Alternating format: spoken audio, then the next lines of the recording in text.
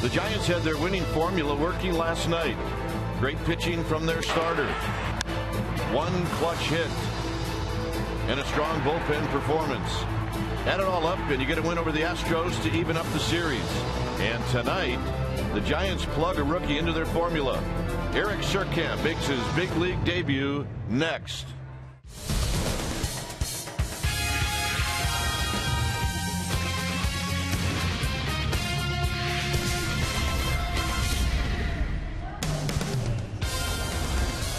We got a perfect night for baseball as we come to you from another packed AT&T Park. This is Game 3 of a 4-game series, Astros and Giants. Hey, it's Tim Lincecum Bobblehead night. How about that? And it's also a start for Eric Surkamp. And, Mike, is it even fair to say what can you expect out of Eric Surkamp? Well, it is because of the type of pitcher that he is. Now, let's take a look at the credentials. This year, 10-4, 2.02 ERA, 165 strikeouts, 44 walks. The guy's a strike thrower. He's got great command. He understands the importance of command because he hasn't got great stuff like, say, Lincecum. So he has to be able to pitch to the corner. He's done this. And you know what? A guy that can do that is always going to be able to keep you in a ball game. And that's exactly what the Giants hope he can do tonight. It should be fun. The kid coming from Double-A starting in a pennant race. All right, when we come back, we will have the starting lineups and the very first pitch right after this.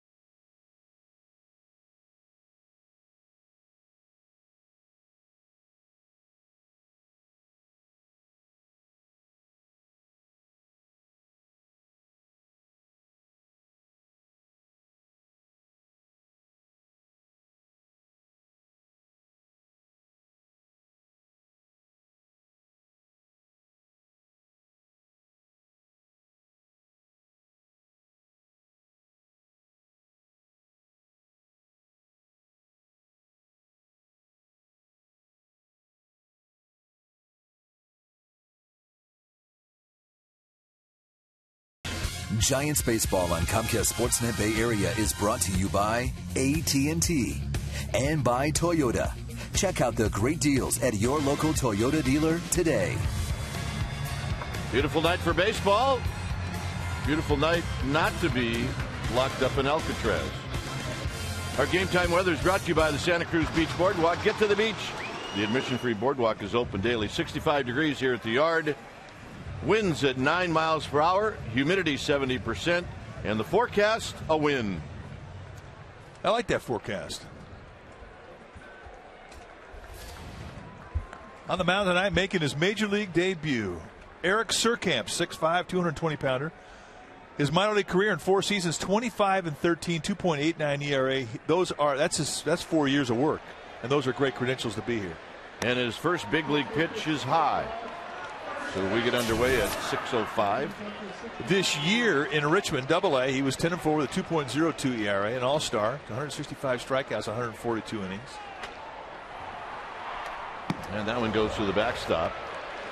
You're going to see a fastball that's going to go 88, 91-ish, but with a really good curveball and a really good changeup. How about that? Fans are encouraging this kid. Is that amazing? Well, they want him to find a strike zone. You got to believe he's amped up.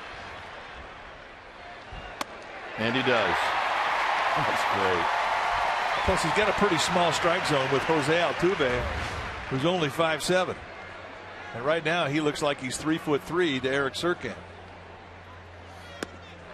And the pitch is just inside, hitting .304 with a home run and 8 RBIs.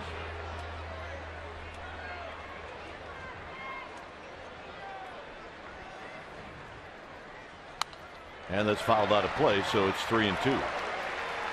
So you can imagine the jitters that a kid from Double-A would have. Randazzo behind the dish, then it's Vanover, Gorman, and Bellino.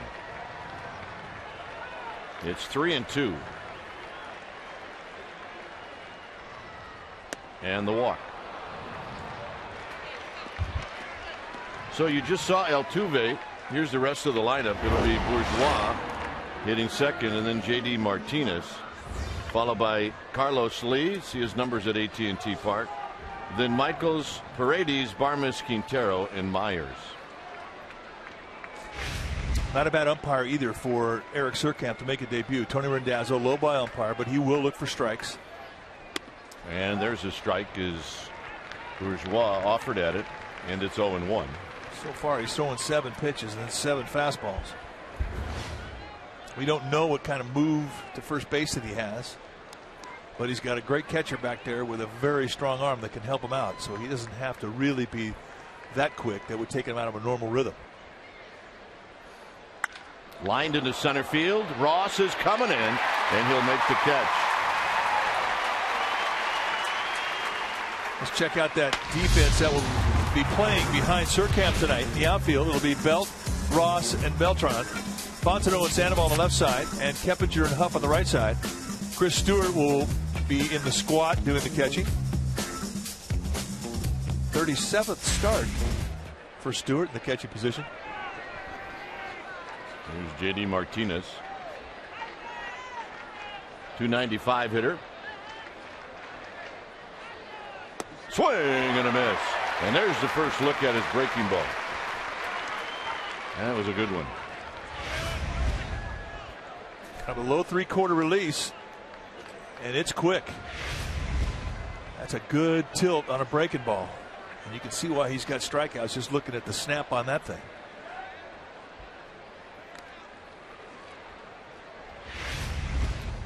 Let's take a look at our Ultra Bullets, brought to you by your local Toyota dealer. Very compact movement, and you can see the spike on the curveball, the knuckle curveball. And I mentioned kind of a low 3/4, a little bit higher release than Madison Bumgarner, not much. Goes that fastball high. 1 ball and 1 strike. Bumgarner watching. He was the winning pitcher last night, going 6 1/3.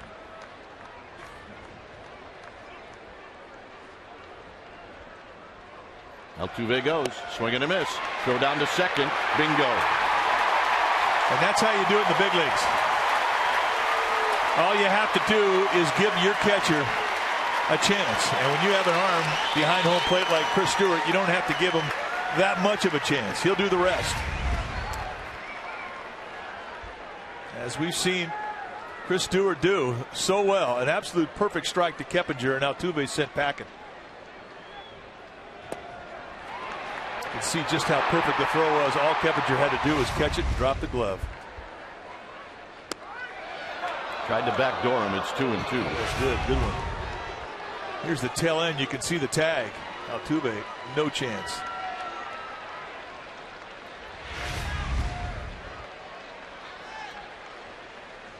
Out of play.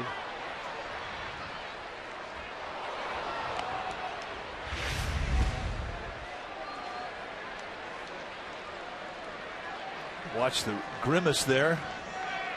Something did not feel right for Chris Stewart. Back maybe. 3-2 now to J.D. Martinez.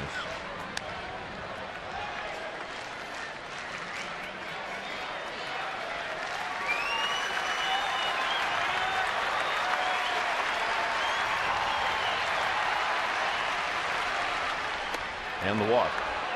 So threw him a 3-2 breaking ball, and that'll bring up Carlos Lee. It's all right. It's going to take him a little bit to get rid of that adrenaline that you know he's got pumping through his body, and that's the pitch that suffers the most when your arm is a little overjuiced, and that's the breaking ball.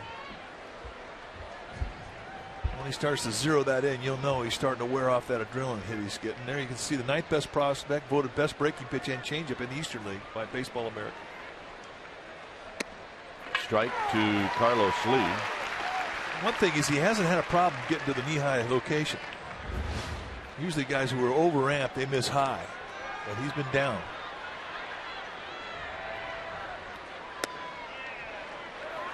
Stays to the outer half of the plate, 1 ball and 1 strike. Surkamp out of Cincinnati, Ohio.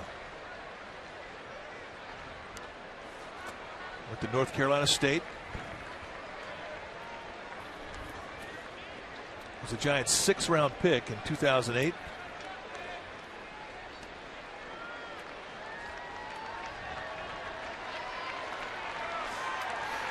Two balls and a strike to Carlos Lee. Fouls this one out of play. It's 2-2. So this will be pitch number 20 in the inning for Eric Surkamp.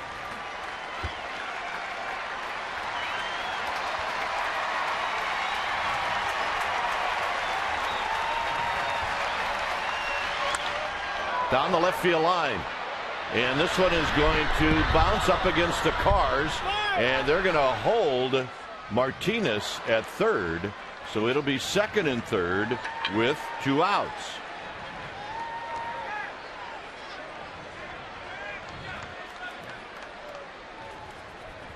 So Carlos Lee pulls one off of the cars. I set that inside target and it got a little leaky out over the plate. And Carlos Lee is a guy who's unforgiving above the bell. You give him something out over the plate that's bell high or above, and he's going to do this. And you have to be fortunate that that ball did not go out of the ballpark. Martinez with 2 outs off of the crack of the bat, so you know he's going to get a good jump. Nice relay in from Brandon Belt to prevent the score. So here's Jason Michaels.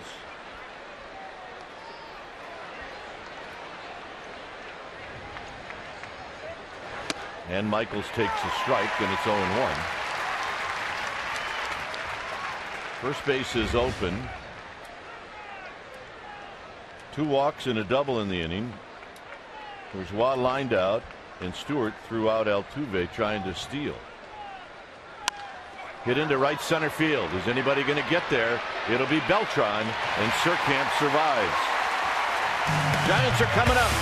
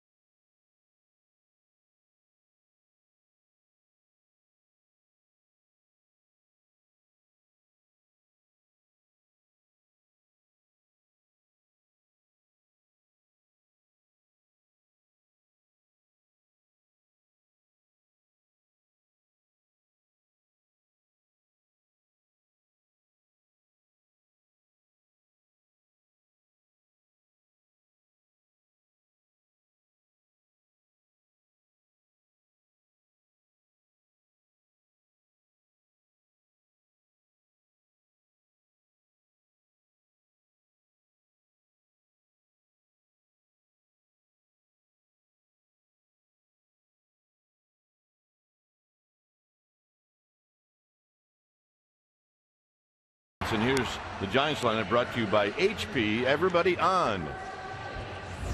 Fontenot, Keppinger, and then Carlos Beltran. Big numbers lifetime against Myers. It'll be Sandoval, Belt, and then Huff hitting 6th, followed by Ross, Stewart, and Surkamp. On the hill tonight for these Houston Astros, Brett Myers, the 30-year-old, 9-year veteran, and these are his numbers this year: 3-13, not good. 4.95 ERA. He'll strike you out though. Has always had good strikeout stuff. A fastball that'll go low 90s with a big curveball. It's 12-6 break, a changeup, a little bit of a nickel slider. Big fella, 6'4", 240 out of Jacksonville, Florida. And it'll be Fontenot to lead things off. And Fontenot takes a strike. Fontenot hitting .220, 3 home runs, 14 driven in.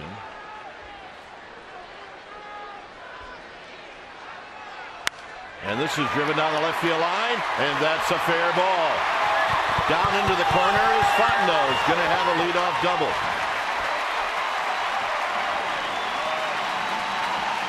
It'd be nice to get this crowd into this game from the offensive standpoint. Yeah, you're right. First pitch fastball, they just throw it out there across the plate, up there away at the letters. And Fontenot, a good defender of the belt high and above strike zone, goes right with the location to left field. And that's how you like to get things started. When the dust settles, he finds up safe at second, safe and secure. And that, my friend, is New York Live.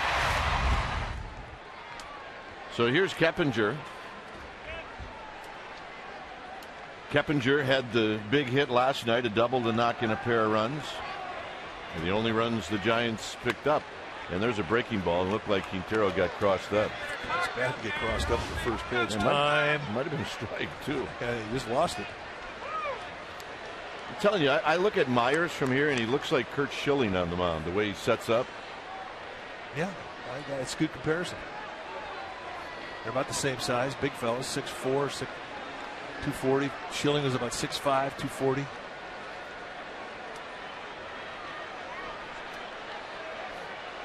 Keppinger's got good numbers against Myers. He's 3 for 8.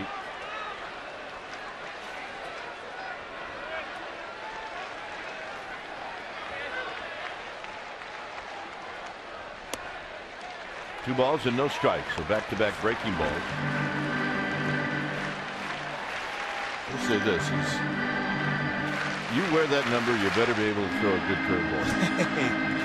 I always thought so. That was my partner's old number.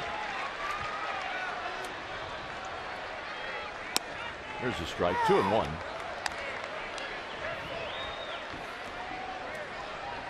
I'm not sure that 39, the one you wore, that number never had more laughs than it did with you wore it. Yeah, that's true. We did have fun. Still are, as a matter of fact. And the bunt, and it's bunted foul. And now it's 2-2. He was bunting for a base hit there. Paredes had laid back at third base. Let's take a look at that defense playing behind Brett Myers for the Houston Astros. Starting in the outfield, Martinez, Bourgeois, and Michaels. Barmas and Paredes on the left side of the infield. Altuve and Lee on the right side. Berto Quintero will be in the squad, putting down the signs.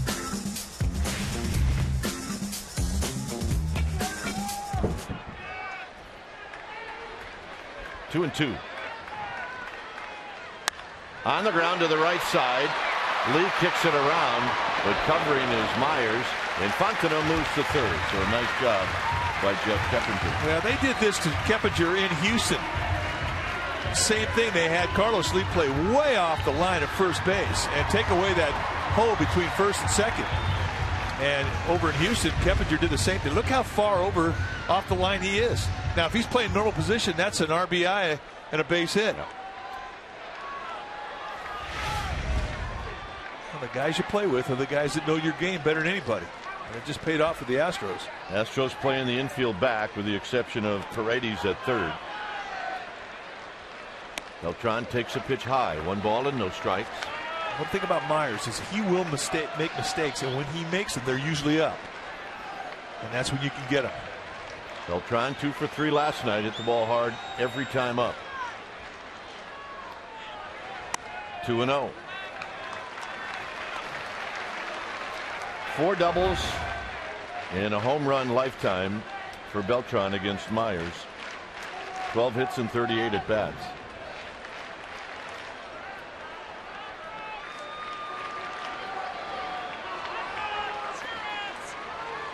Three and 0. He's got a base open or two. He doesn't want to pitch to him. Belt is in the hole. Sandoval's on deck.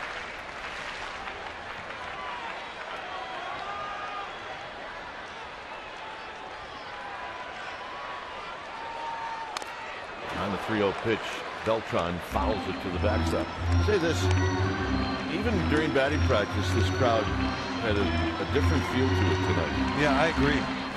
Amped up. A lot of energy here before the first pitch is even thrown.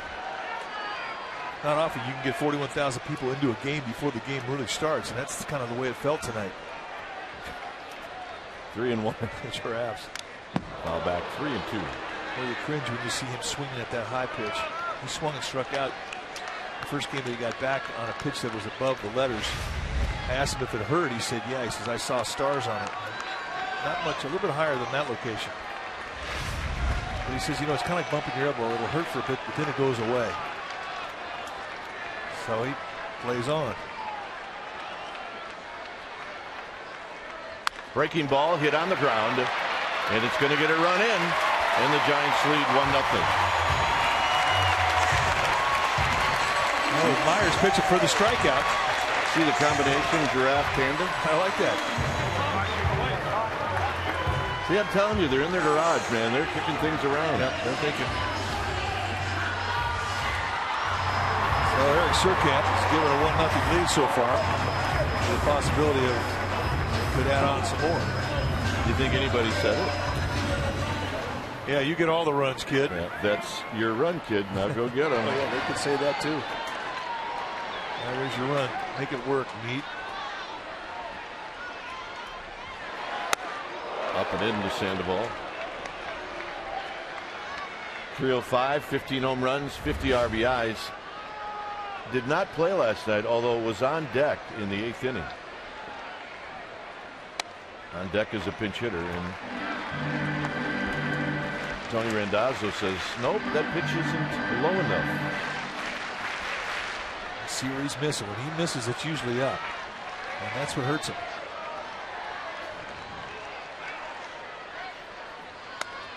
Three and 0.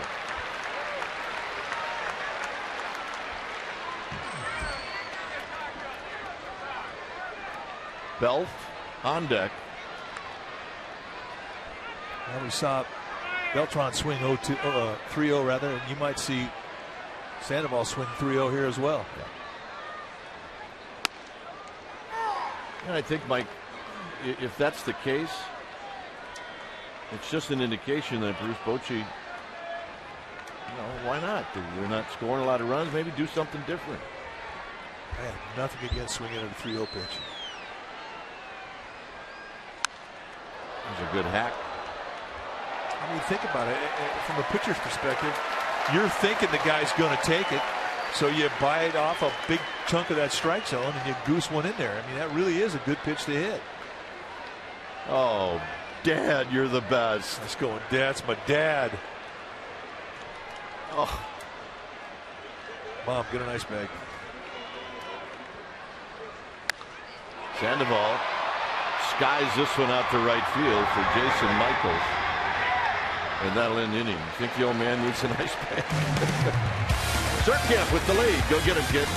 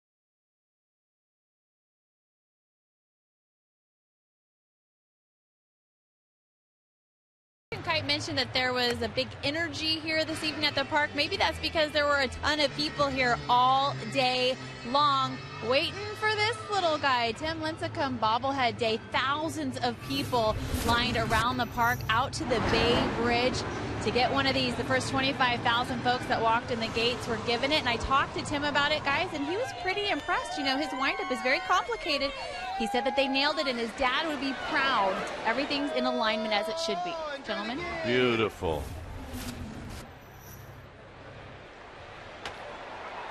My goodness, the lines is Paredes swings and misses. Yep, pretty good look. They got the hair about right.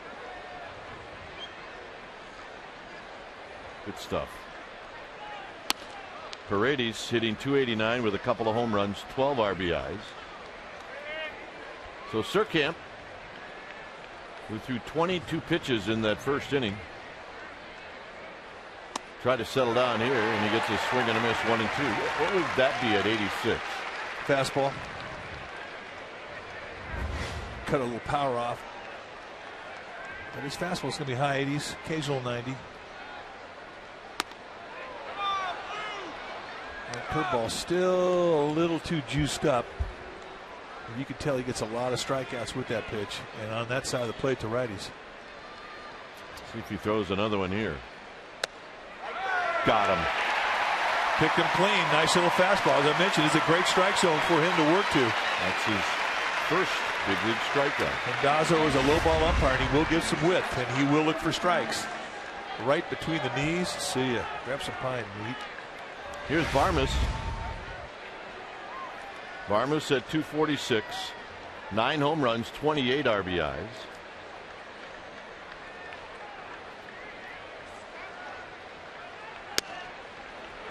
So he's maybe in a pretty good rhythm now with the home plate umpire.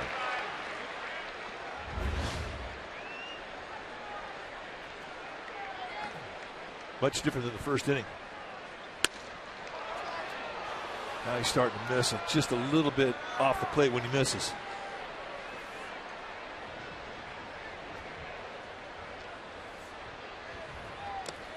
Two balls and a strike.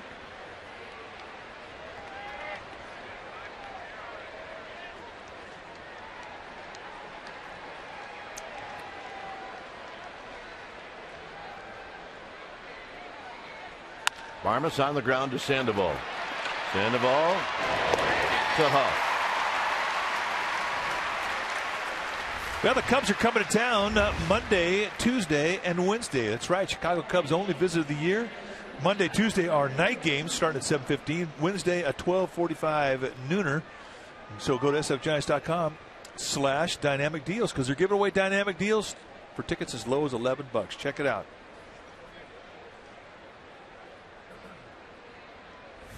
With 2 outs, here's Quintero, the catcher, who drives it into left center field. Cody Ross is going to watch this one bounce up against the wall, and Myers is going to hit with 2 outs and a runner at second.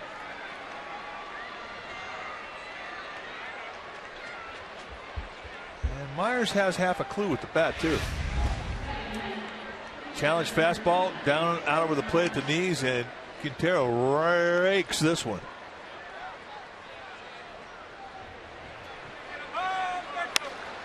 Takes on the deep part of the yard, finds a gap. So here's Myers, 7 for 48 on the season. And he takes high. 1 ball and no strikes.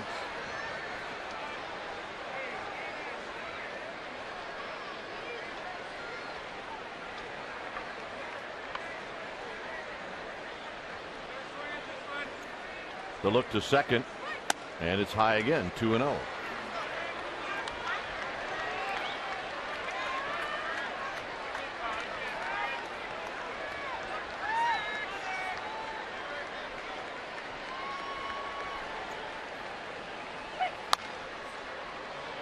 On the ground, foul. Maybe Myers helped out Surkamp a bit.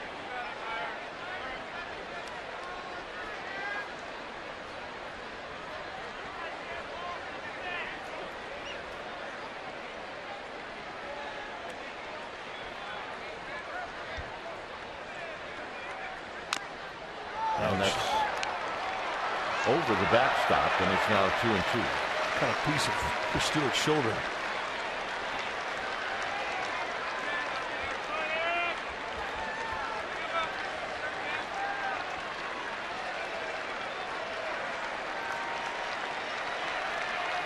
Two pitch. Here it is to Brett Myers. And Myers goes around, and that'll end the inning. So a couple of strikeouts for Surkamp, and the Giants are coming up.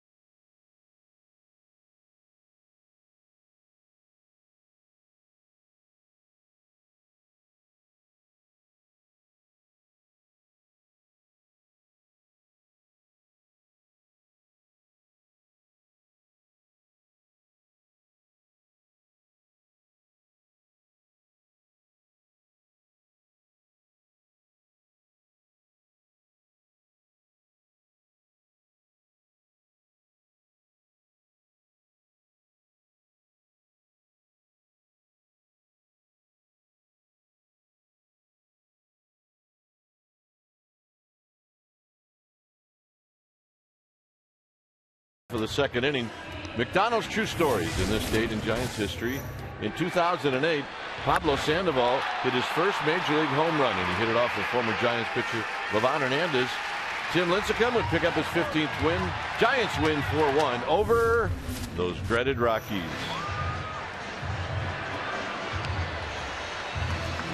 He's like one of the old guys on the team now. Doesn't take long. Let's say I'm big on the hairdo. I like it. It's the Panda's look. He's 4 months from being Oscar Gamble. Could happen sometime this winter. Big McBride. Brandon Belt pulls the first pitch foul. Big McBride, center fielder or left fielder with the Phillies. That was always a great trivia question in Philadelphia. What is Bake McBride's real first name? The 0-1 pitch coming up to Belt. What, it was Bake? It was Arnold. Oh, yeah. Arnold. Well, my roommate Mick Kelleher, who's now a first base coach with the Yankees. Mick Kelleher was with the Cardinals organization when he and McBride came up. And they got labeled Abel Baker. They hit first and second in the lineup, and McBride took Baker with him. Good curveball. Belt gone on 3 pitches. And he became Bake McBride. Well, Giants baseball in Comcast Sportsnet Bay Area is brought to you by Cache Creek's Money Tree. Win $500 cash every hour from noon till 11 p.m. Visit cashcreek.com for details. Here's Huff. Huff has had his problems with Brett Myers. He's 1 for 9 lifetime.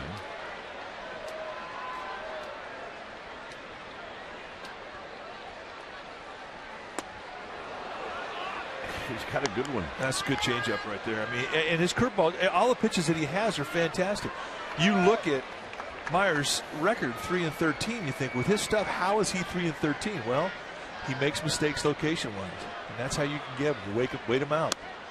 He doesn't have great command with it. I mean, his pitch performance on every one of his pitches is above average. Last season, 14-8, 24 quality starts. Big chopper Lee waits on it and then flips it to Myers. 2 outs here in the second. And that'll bring up Cody Ross.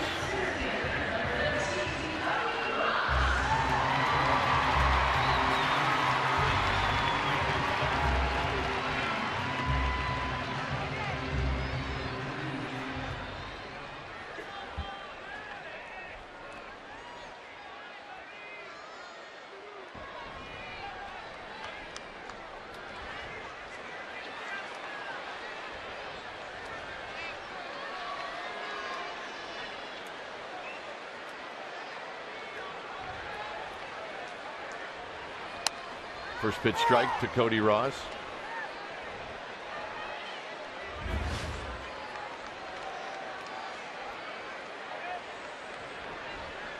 No balls and 1 strike.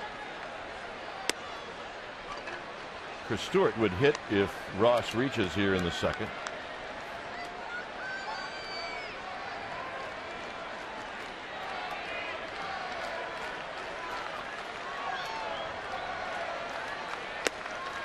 Two and 1. 2 and 4 lifetime. Myers against the Giants. It's when you can hurt a guy with a long ball right here. He thinks he's got a pretty easy going, quick 1-2 outs. Got ahead of the hitter he's facing. All of a sudden, boom, Cody Ross runs into one. That really stings a pitcher. Well, if you run into one, it could be on a 3-1 count.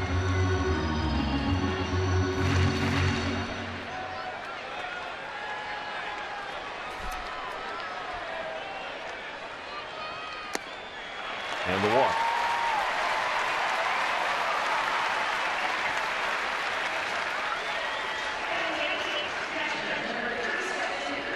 Here's Chris Stewart. Stewart hitting 198. Scored a run last night. He went 0 for 2.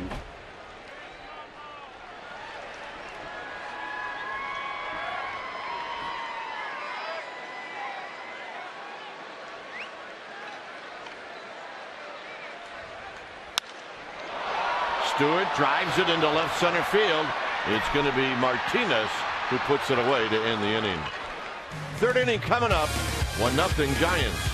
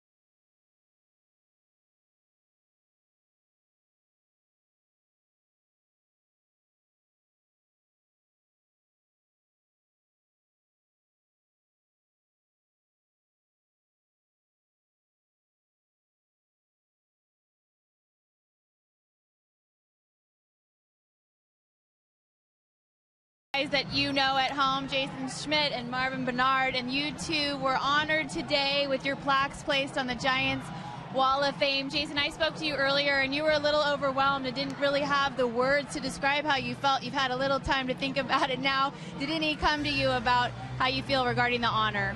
Oh, you know, just looking up there at the wall and seeing all the great players that are up there, and just to see myself in that company.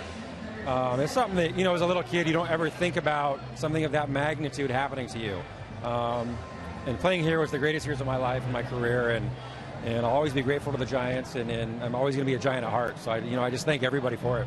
Congratulations to you. And Marvin, you were pretty impressed with those McCovey Cove races going on out there. Some things have changed since you were here at AT&T Park, including the name. But we spoke earlier as well, and you loved the fact that the Giants took a chance on you, and you are a true Giant as well, a Giant your entire career. Well, I mean, getting drafted in the 50th round, it pretty much means that nobody else wanted me except for the Giants. They took a chance, and I'm grateful and I'm thankful. And, for this to happen to me, it's more than icing on the cake, so I just got to sit back and enjoy and be grateful. All right, really special day. Kruk and Kipe, Jason maybe wanted to say something to you guys? Yeah, Kruk, Kipe, I just want to thank you guys. Two of the greatest announcers in the game. It was a pleasure having you guys up there announcing what I was doing on the field, and looking back on the memories that I've had. You guys will always be there, so thank you.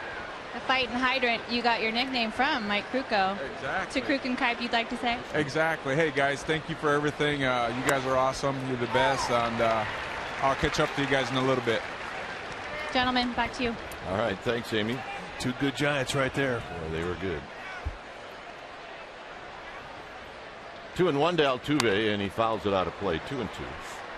Jason Schmidt used to get locked in, and he could beat a great hitting team with just two pitches, a fastball and a changeup. And there aren't many guys who can say that. He was that dominant.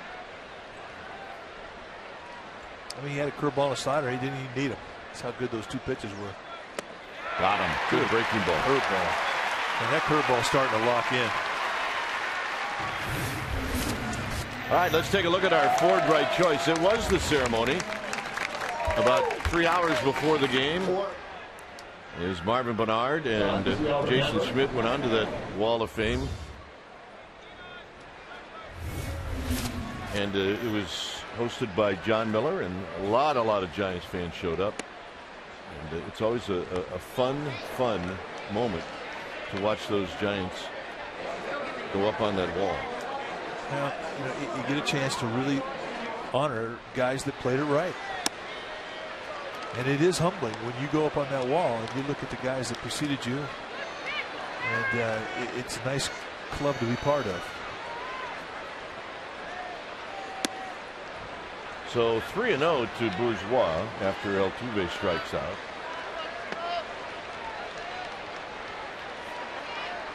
One nothing Giants here in the third inning.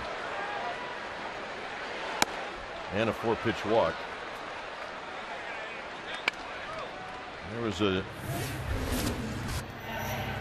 night where Jason Smith struck out 16. 16. June 6, 2006. And this was a Marlins team that really was a good hitting team that year. He was untouchable. We used to count the swing throughs where guys would swing and completely miss when he would pitch, and it would be in the 20s. It was something we'd never seen before. Bourgeois has got 22 steals, so Surkamp is going to try to give Stewart an opportunity to throw him out, because you got to figure Bourgeois is going to go.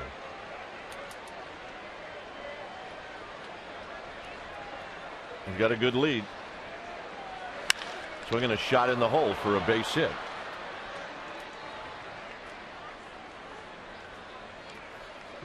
.2000 Marvin Bernard with a walk-off here at this ballpark. Yep, that'll light the crowd up. Now, he was an igniter. And you never wanted to fight Marvin Bernard. He was a guy that had a lot of fire in his belly and a lot of attitude, and you get that way when you're a 50th round pick. I told Dusty Baker, my initials are MLB. And that ball hits Lee, and now the bases are loaded. So it gets Lee on the back foot. And Surkamp has kind of created his own problems here in the third inning. Now, the one good thing about that big breaking ball that he has is it can get ground balls. That's going to bring Dave Righetti out. He's just going to calm him down. And I think the message here is, you're throwing a little bit too hard. You don't have to throw every pitch. You don't have to maximize every pitch. Throw at a speed you can control, especially with your curveball, especially with your changeup. Let that movement, let that break work for you.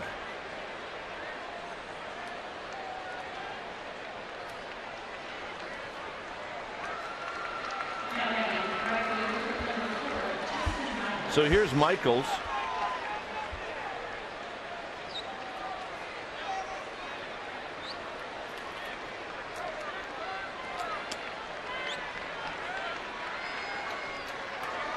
Michaels hit a fly ball to right field to end the first inning.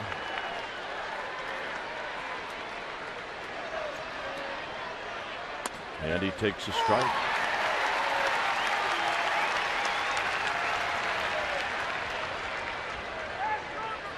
Much smarter first pitch curveball.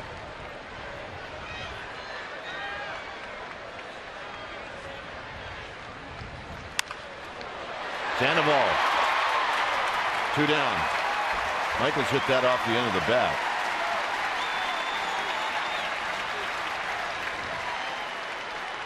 So Surkamp not out of the woods yet, as here's Paredes.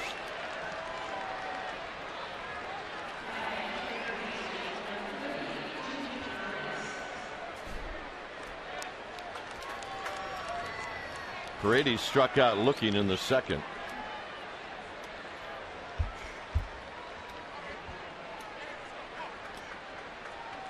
Watch out for that first pitch here.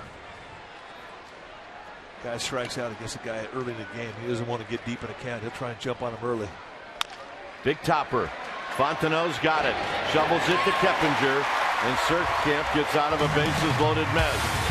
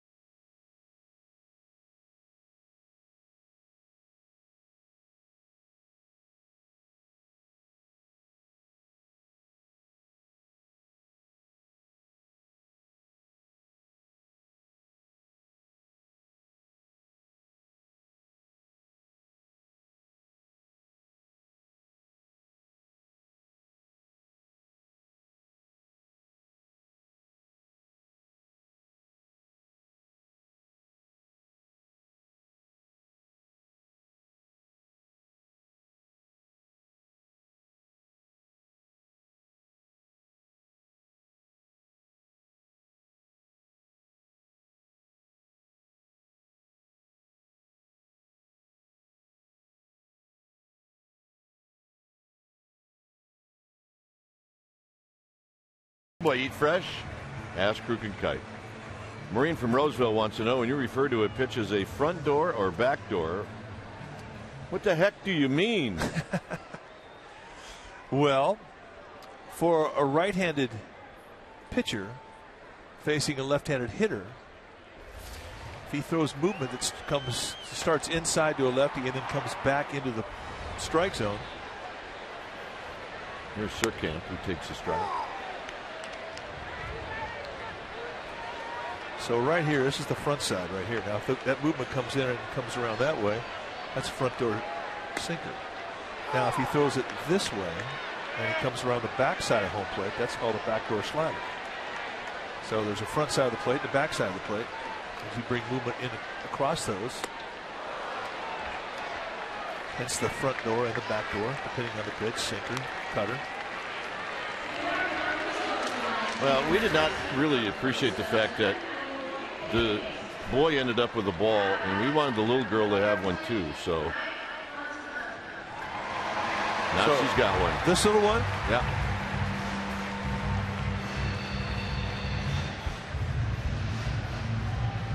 All right.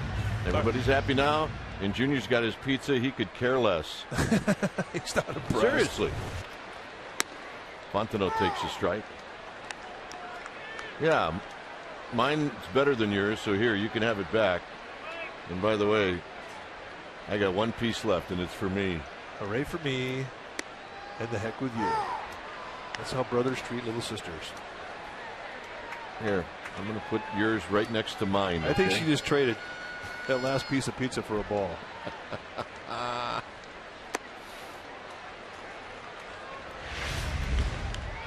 Yeah, this was what happened earlier. The dad did the tumble and caught it, and the whole family was thrilled about it. Yeah, that's my dad. So we thought, you know what? The sister's got to have one, right? Girls are special in both our houses.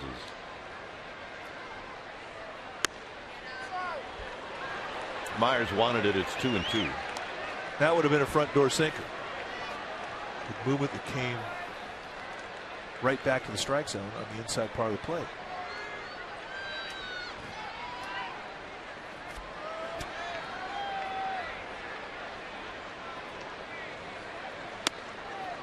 And a full count now to Fontenot, who doubled to start out the bottom of the first inning.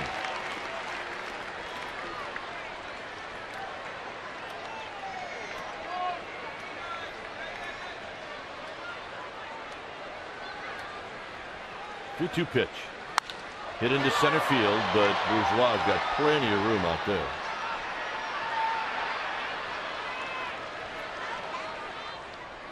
Giants baseball on Comcast Sportsnet Bay Area is brought to you by Big O Tires. Post your comments by the San Francisco Giants on the Big O Tires sports blog at csnbayarea.com.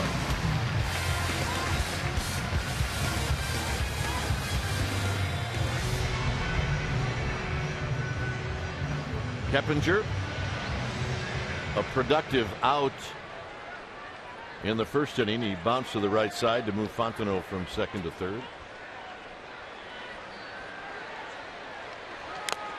And he fouls this one at the plate. 0-1. Now, when you have a right-hander come into the batter's box, the front door becomes this side of the plate. The front of the plate, the backside's that side. So if you have movement that comes right there, that's a front door slider like this. And if it's a little fastball that comes around the other way, that's a backdoor sinker. Pulled foul, 0-2.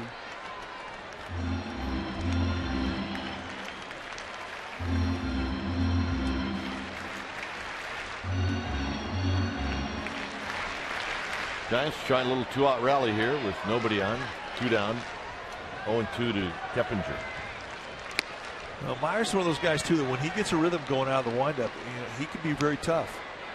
You have to find ways to get him in that stretch. If you could do it early in the inning, it's that much better.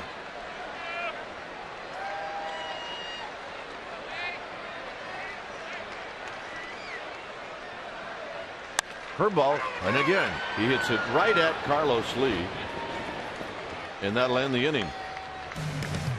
Through 3, 1-0 Giants.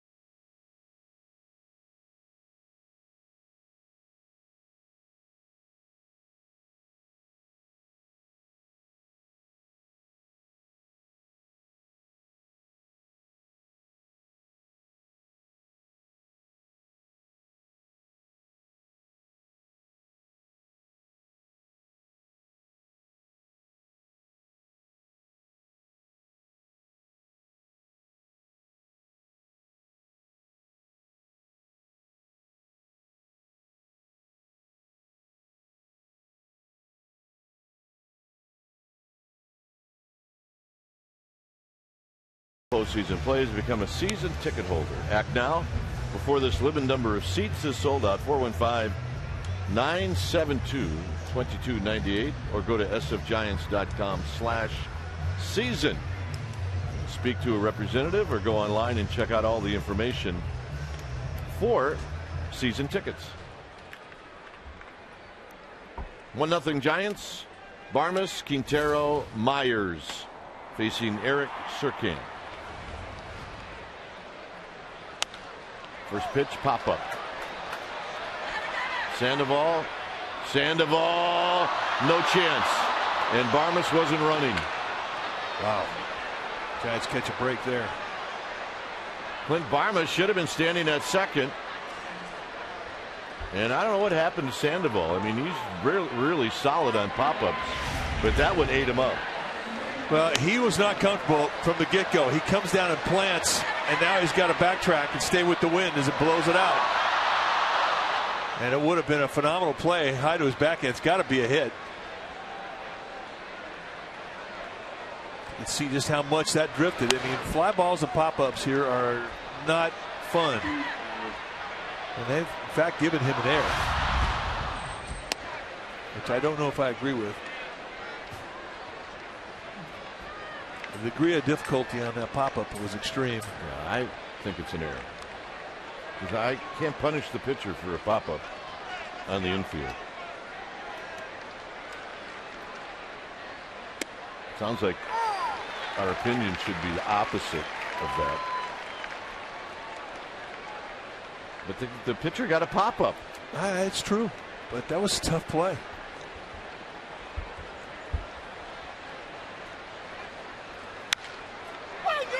Cody Ross coming in. But, you know, as a pitcher, I always thought if I could take an error off a guy and give it to myself, it made him a better player for me. Well, right now we're going to ask our trivia question. It's brought to you by AT&T. Name the 3 Giants to hit 7 or more home runs in a season versus the Astros. I mean, a play like that's going to maybe raise my ERA, you know, what, 100th of a point. But if you can take an error away from one of your fielders, he's your friend for life. Myers takes the breaking ball down low. He's not afraid to throw that breaking ball. And it was a strike. He just didn't get it there in the first pitch in the bunt situation.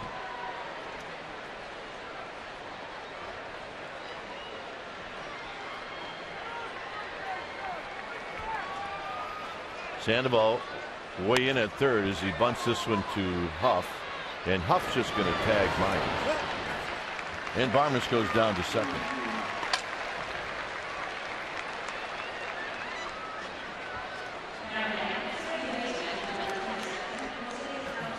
And here's Altuve.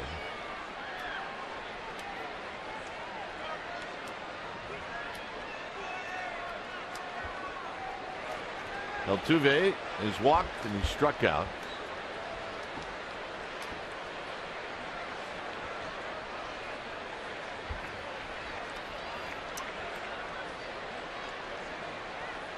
On the ground to short, Fontenot. Fontenot, Huff. And Surkamp pitches through the air. Beltran, Sandoval, Belt coming up.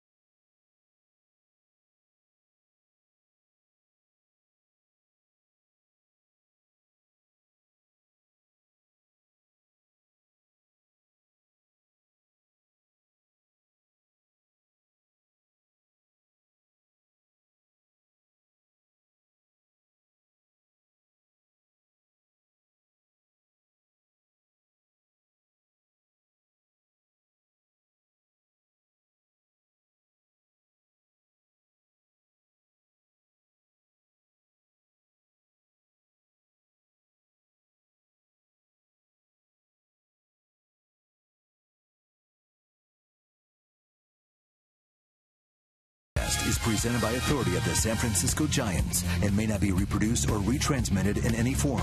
And the accounts and descriptions of this game may not be disseminated without the express written consent of San Francisco Baseball Associates, LP. All right, time now to ask and answer our trivia question brought to you by AT&T. The question tonight, name the 3 Giants to hit 7 or more home runs in a season versus the Astros. Our survey said, well, Willie Mays, Bobby Bonds, and Will Clark. Mays, Bonds, Clark. 3 of the greats. Beltran with the RBI ground ball, then Sandoval, then Belt.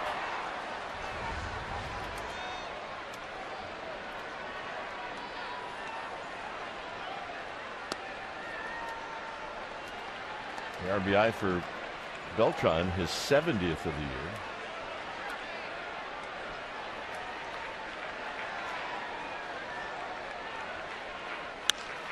Into left field. Is it going to hang up? It hangs up for Martinez. 1 out.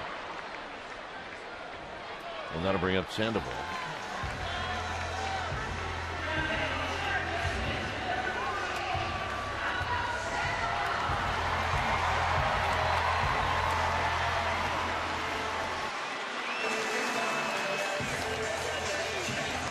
Oh, yeah. Wearable blanket in the Panda hat. Works for me. Completely in uniform. Ready to come to the yard. Sandoval popped out in the first inning. Puts this one on the ground. Altuve has to wait for Lee, and Lee gets there in time. 2 outs. Giants Baseball and Comcast Sportsnet Bay Area is brought to you by Supercuts. Get in, get confident. Supercuts every time.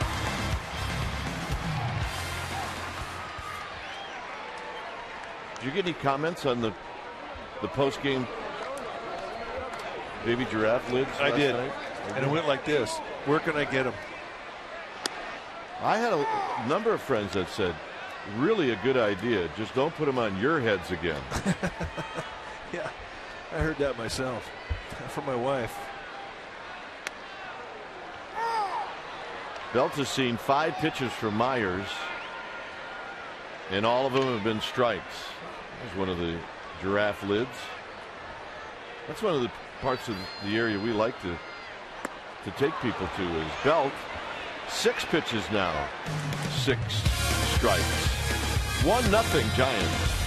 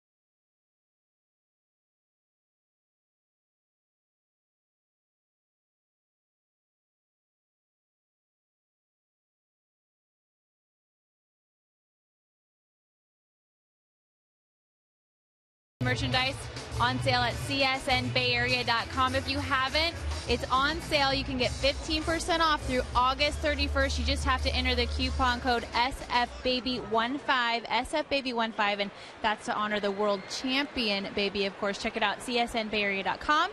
It's your home for Giants merchandise all season long. Gentlemen? All right, Amy, is Jason Bourgeois going to lead it off? Breaking ball for a strike. He is not afraid to throw that curveball at any time. And it's a big breaker. I mean, it's not a small breaking ball.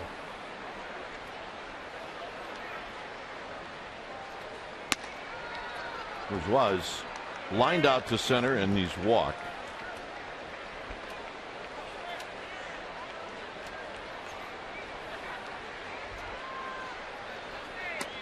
Two balls and a strike. I mean, you look at what this kid's got. I mean, a fastball that's high 80s with the changeup and a big breaking ball. I mean, right now with what he has, he could be reliever in this game for 20 years. Line drive and a base hit. Bourgeois took advantage of a 2-1 fastball. Diamondbacks are in town over the Labor Day weekend. Friday, the September 2nd, is Orange Friday, and that's a 7:15 start. Really, all you have to say about it is, listen, the Diamondbacks are in first place, the Giants in second place. Diamondbacks are in town, sfgiants.com, period. Diamondbacks winning again tonight, 3-1 over the Padres in the 8th.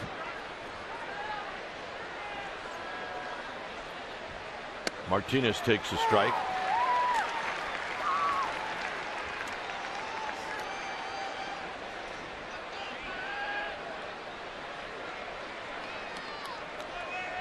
The Astros have had 9 base runners against Eric Surkamp. 9. Bourgeois thinking about going. And Martinez, yeah, he went around. It's another than 2. Larry Vanover, first base umpire, ringing him up. Martinez dropped some stank eye on him, too. The 9 base, 3 walks. Surkamp hit a batter. And 4 hits. That's a swing. Pooey. And he spit out a seed at the same time. On purpose. So when you went pooey, was that for the seed or for the call? Absolutely. Line drive. Fontenot's got it. And the throw not in time. Well, Mike Fontenot's 5'7", and he needed every bit of it to get this one.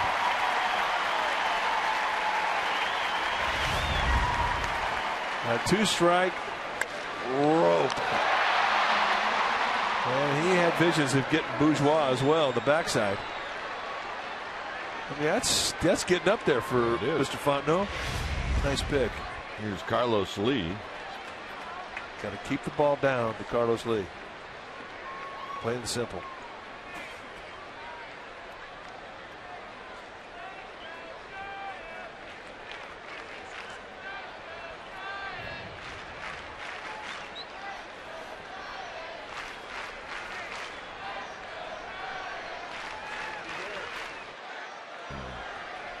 And they got Bourgeois picked off. Huff's got to get it there, and they throw it into left field. So Bourgeois' speed can create havoc. And we'll find out what the official score rules on this. That's a steal. Well, he throws behind Keppinger. I mean, they should have had him, plain and simple. Nice move by Surkamp. Here's Lee. And he takes a strike.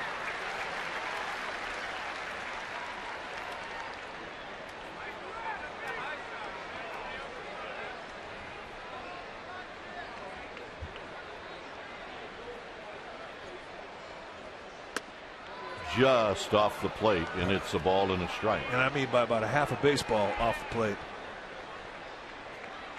He is working that outside part of the plate. He got beat up and in back in the first inning by Lee. And he does not have to give in to him here. He's got an open base.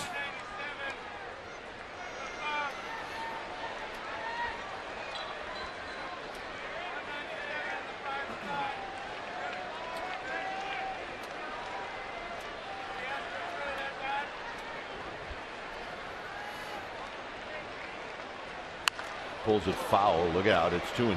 That was hit sharply up against that fence that protects the Giants players and coaches, especially that man. Billy Hayes, like a moth to a light bulb. 2-2.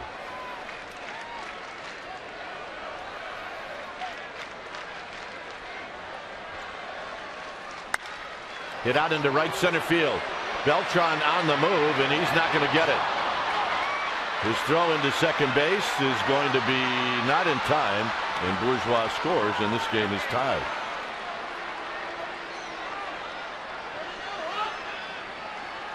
So it'll be a double for Lee. And the inability to throw out Bourgeois comes back and hurts the Giants. Fastball on the outside corner, and this is what a good hitter will do. He'll go with the location and find an opposite gap. Nice at bat from Carlos Lee.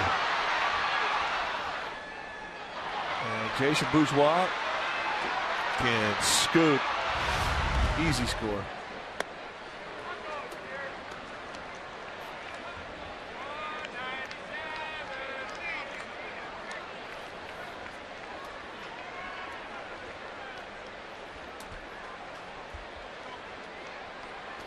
One and 0 to Michaels. Michaels pops it up. Ross is racing in, and it's going to be Belt in front of Ross. 2 down. Well, Belt's going to win the jump ball every time. He's 6'5".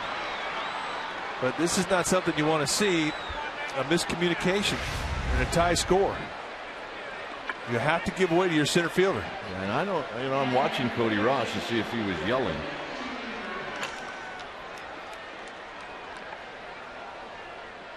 But hung on. Belt was yelling. That's the problem. A lot of times you're yelling, you can't hear the other guy yelling. Yeah, you're yelling at the same time. You're right. Paredes is struck out and he's bounced out.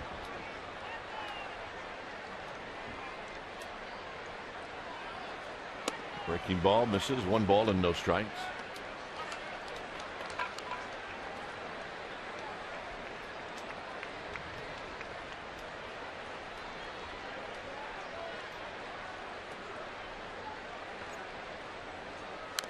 Way out in front on a breaking ball.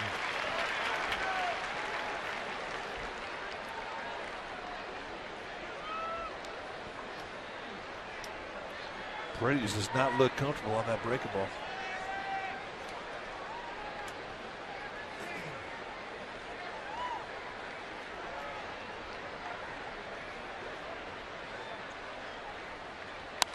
Out of play. He gets a fastball.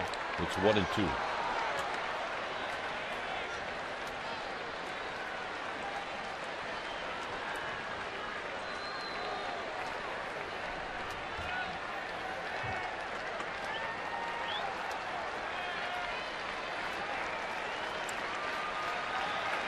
The look to Lee, and it's outside. 2-2.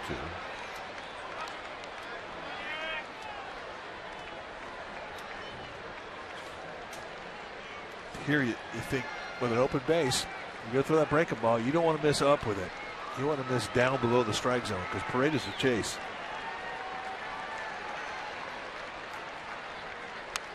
Ooh. 2-2. That was a mistake. And at 87, you really can't make that kind of a mistake out over the plate. If you're going to miss, you miss off the plate in with an open first base. If you get that go-ahead run out there in second base, and as a pitcher, you're thinking to yourself, I don't want to miss out over the plate ever in this scenario. Not when you have a 2-2 count.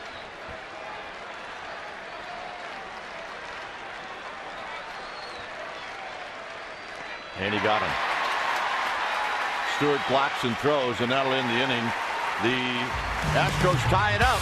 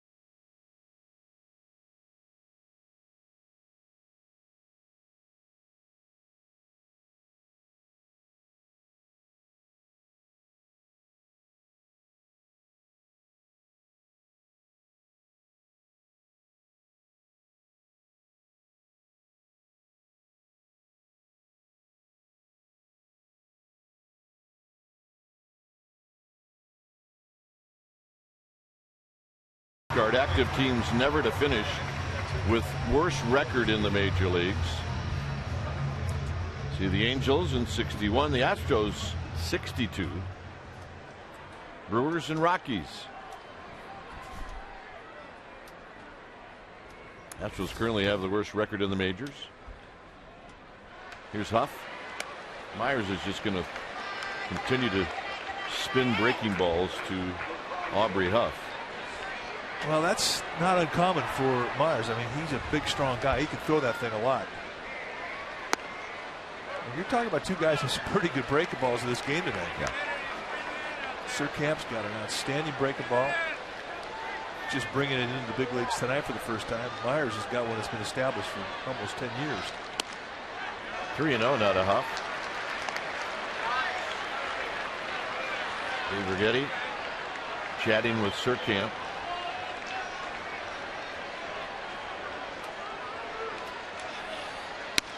Right there, it's 3-1.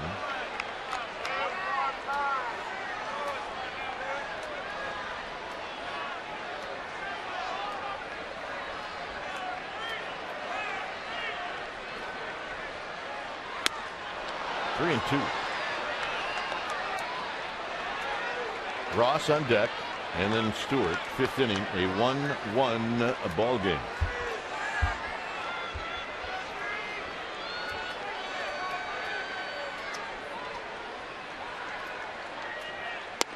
And the walk.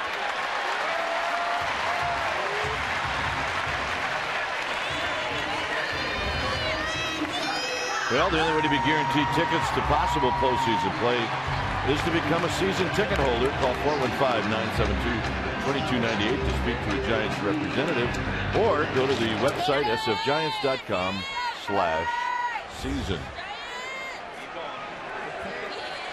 Oh yeah, Gamers. I wonder where they're from. Gamer babes from Half Moon Bay. You can tell every time. You can just tell.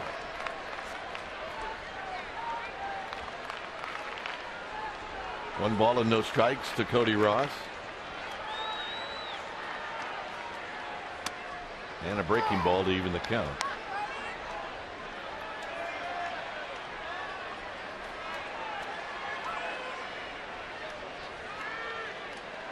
Huff drew a walk in the second. Giants would take that.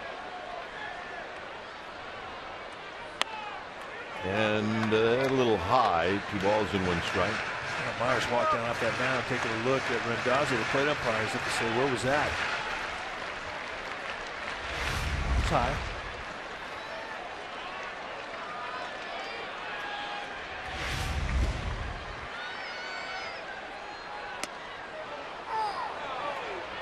When you have a pitcher like Myers that throws that pitch as much as he does, that curveball, you know, you get to your second, third at bat, you start looking for it. And you look for a hanger. Here it comes again. And Ross got a piece. You have to be a strong man to throw as many curveballs as he does. You just do. That's a pitch, if you throw it a couple times, you need to go away from it a couple times just so your arm builds up enough strength to come back to it. You keep pumping that thing, that pitch can go stale on you.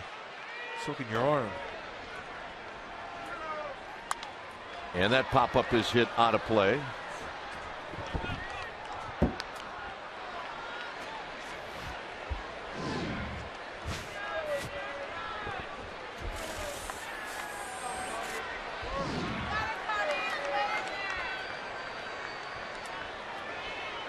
Two and two.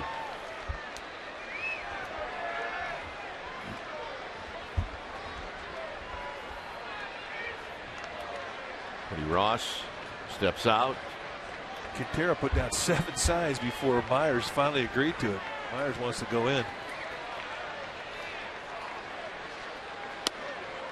Tried a little front door slider and just missed. Okay, now decision time for Bruce Bochy with Huff at first base, 3 and 2. I bet he doesn't send it. It didn't work twice yesterday.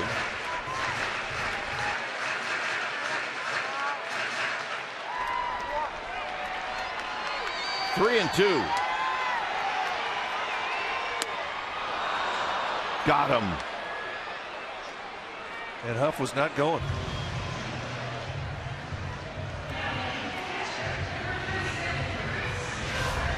You're almost surprised when you get a fastball from Myers because he throws so many breaking balls.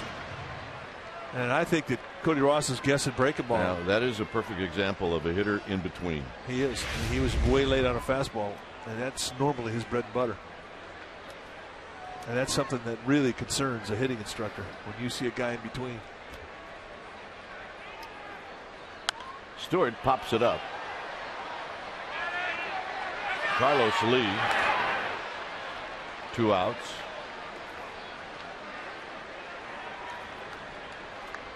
And here's Surkamp.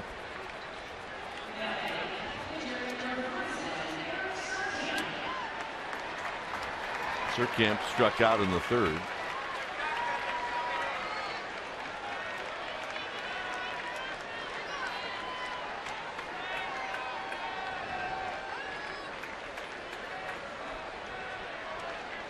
Have I mentioned that the Giants, Mike Fontenot got a hit to lead off the bottom of the 1st, and they haven't had one since?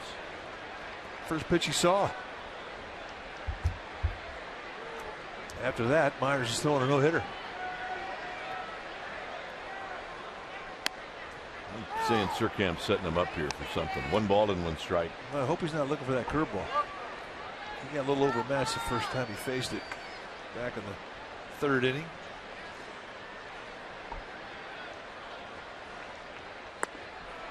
One and 2. Oh, like that. Oh, word.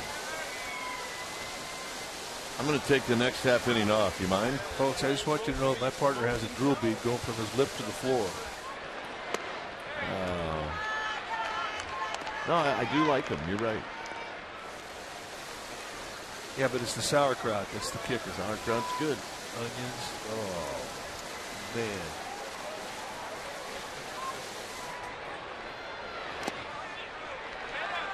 Telling you, it's 3-2. He's working them.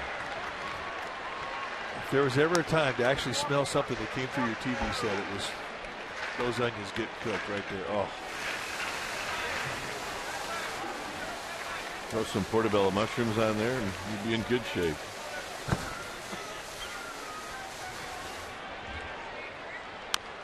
Foul. Surkamp stays alive.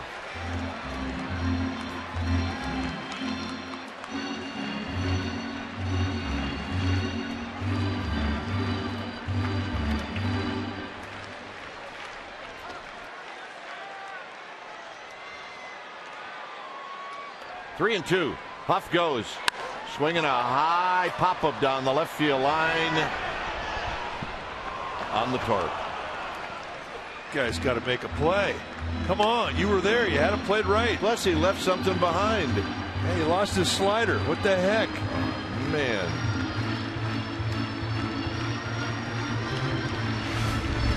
All right, let's watch it. Where'd the bunt come from? Oh. It rolled back down in the tarp. And Surkamp takes the walk. Nice at that. I mean, if I'm really hungry, I got to send somebody down there to get the meat, don't you? Yeah, man.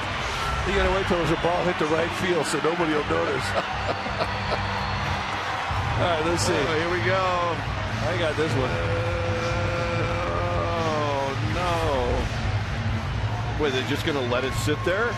That's the only thing I would look at for the next 4 innings.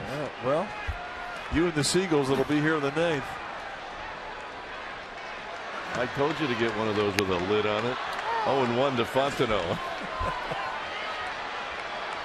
Oh, man, Lord. Somebody grab the bunt. It's killing me. That's like a carrot right there. Yeah, send one of those down to those folks. Well, Fontenot is just seen 2 breaking balls, and it's 0-2 with the lead run at second base.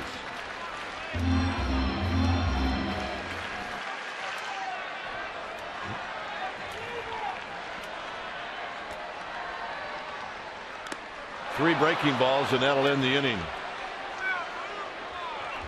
Giants strand a pair. A 1.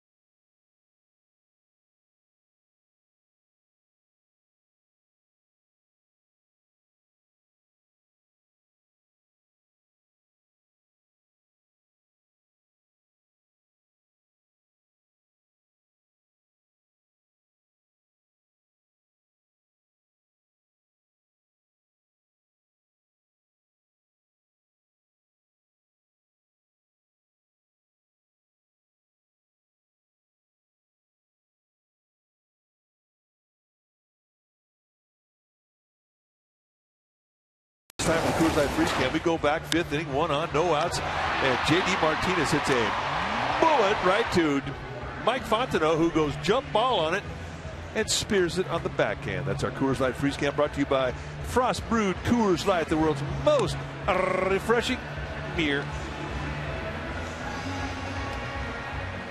A 1-1 game. And Fontenot does have the only hit. He doubled and scored. Best at bat so far, other than Fontenot, was Eric Surkamp. Drew a walk. It was a good one.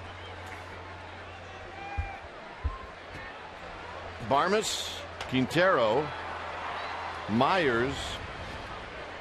6th inning. Down low. 1 ball and no strikes.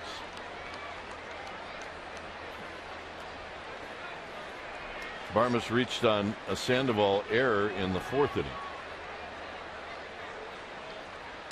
And that pitch is high, and it's 2 balls and no strikes.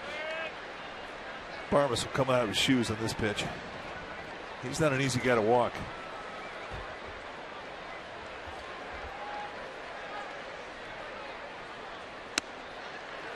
Never mind.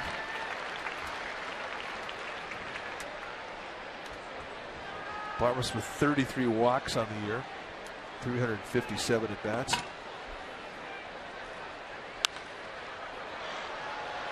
Belt, Fontenot, Belt.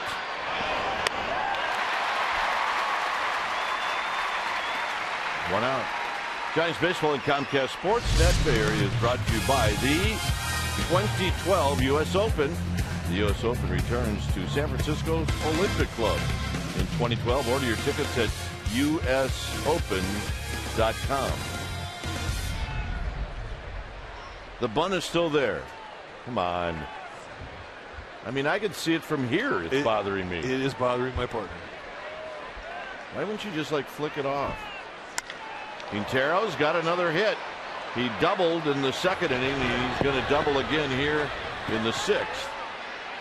Boy, first pitch he's going to swing. Well, he's a low ball hitter too, and both times he has got good pitches right down there out of the plate at the knees. Try to set that ball target on the inside corner, and it just drops down middle in. Right there, knee high. Bang. He squared him up twice, put himself in score position twice. Myers is struck out, and he's had a sacrifice bunt.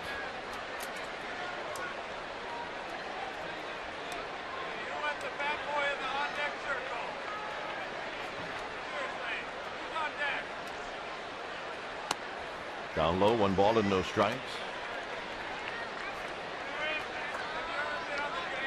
Giants are jamming Myers in the outfield. They're bringing everybody in shallow.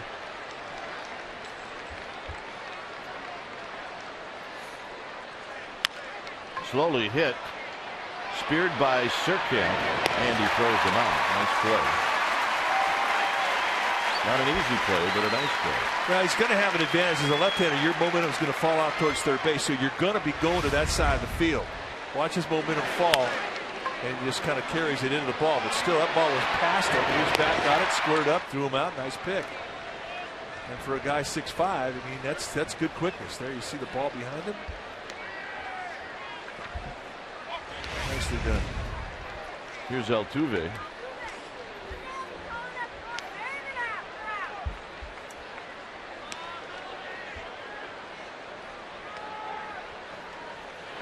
Breaking ball strike. Altuve is walked. He struck out and he's bounced out.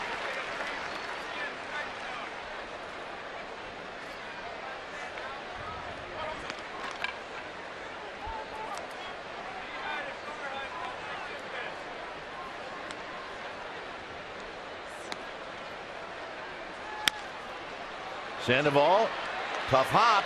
Sandoval is going to fake and tag out Quintero. What a play by the Panda. Surprise. Keppinger, Beltran, Sandoval coming up.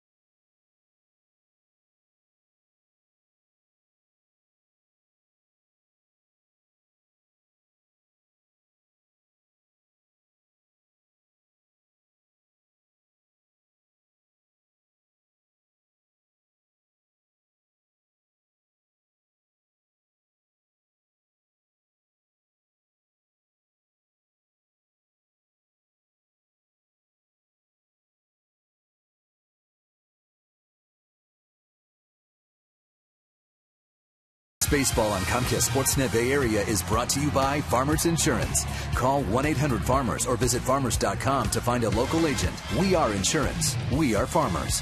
By Xfinity, home of the most live sports. And by Jack in the Box. Come try the new Jumbo Breakfast Platter for just $2.99 plus tax at Jack in the Box at participating restaurants.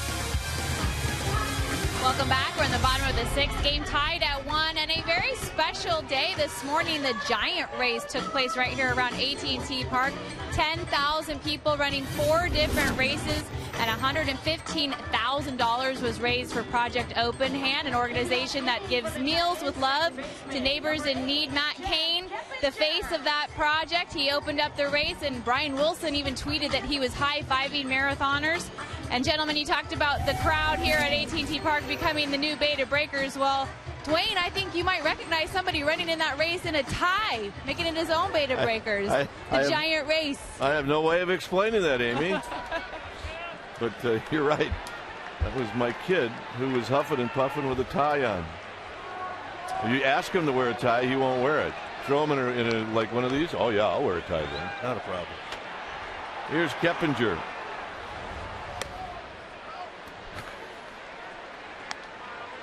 Surkamp has been strong through his first 6 innings in the big leagues.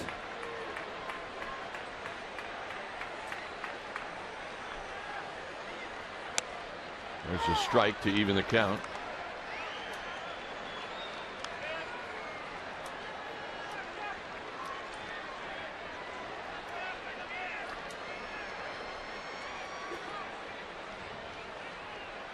Breaking ball hit off his foot. This is the play that ended for the Astros in the 6th inning. And remember, Altuve can run. Ball took a while, and I'm not sure they'd have got him at first base. And a good, strong arm fake from the Panda, and Quintero is hung out, and he knew it. He actually looked at Pablo like, why would you do that to me? Keppinger's trying to walk this foul ball off that he hit off his foot. Well, I'm sure, Humberto Quintero is from Venezuela. He's a fellow countryman, and he gave him the look. We're going to get him in the foot. Oh, yeah, right on the top of it. Protect the piece is no good. Line drive. Barmes has got it. 1 out.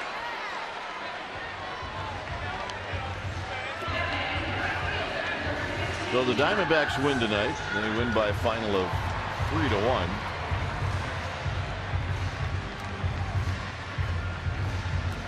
Oh, yeah. Catch your face. Yeah, that's a catch your face. Here's Beltran. Beltran is 0 for 2. Lined out to left field in the 4th inning. They call strike, and it's 0-1. Guillermo Moto is now up in the Giants bullpen.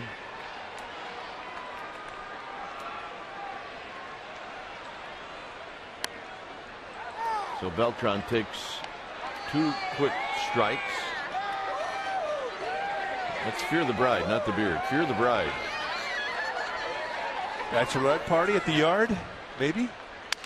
Beltran breaks his back. Up the middle and a base hit.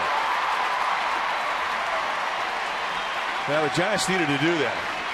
They've gone way too long without getting another hit after Fonten opened up this ball game with a leadoff double.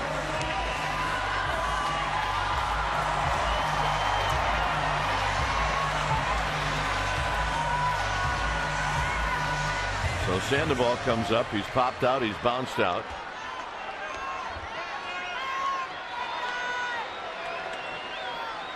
Brandon Belt on deck. Just the 2nd hit for the Giants. Sandoval stays away from that high fastball. It's 1 ball and no strikes.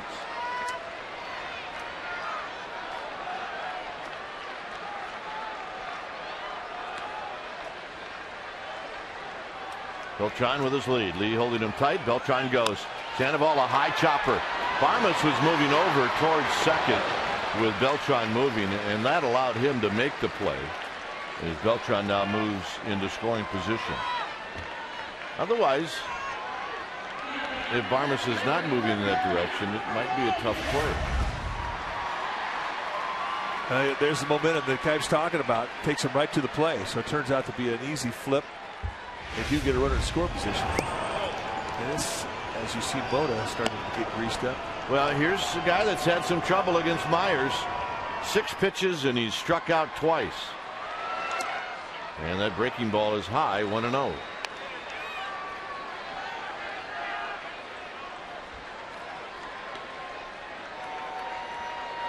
Oh yeah, they are pulling for the baby giraffe. 1-0 to Brandon Belt, and Belt, there's that pitch he's been having a tough time with, and that evens the count. Well, that's the thing too. If Brett Myers knows that he's going to go out of the strike zone and chase that thing, he feels he's got it. Oh, he's going to throw it, not every pitch, but pretty close.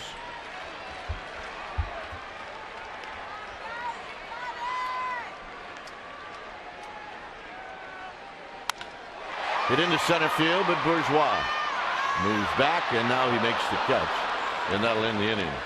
Through 6, it's 1-1.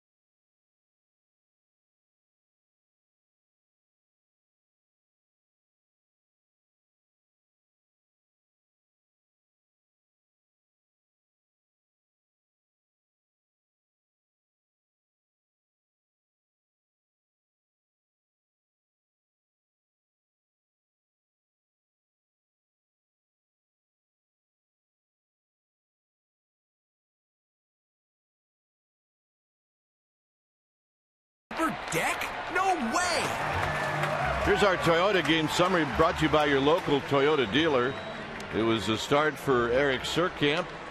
Myers is still into the game. Lee in the series has done a very nice job. Myers is allowed a run, 6 innings pitch. He's got 5 strikeouts. Beltran has got a hit and an RBI, and Surkamp did a nice job in his first major league start. So it's a 1-1 game. And when it's time for change, think Speedy Oil Change and Tune Up. Your oil change, tune-up, and smog experts. Guillermo Mora coming in for the 43rd time this year, 2-2 with a 3.84 ERA. Look at those strikeouts, 61 in 65 and 2/3, 3-to-1 strikeout walk ratio, or close to it. He's been fantastic.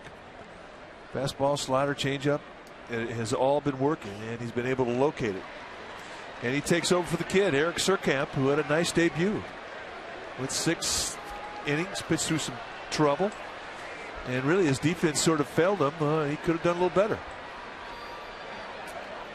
Bourgeois 1 for 2. He's walked and he's singled, and he takes high. Then it's Martinez, then it's Lee.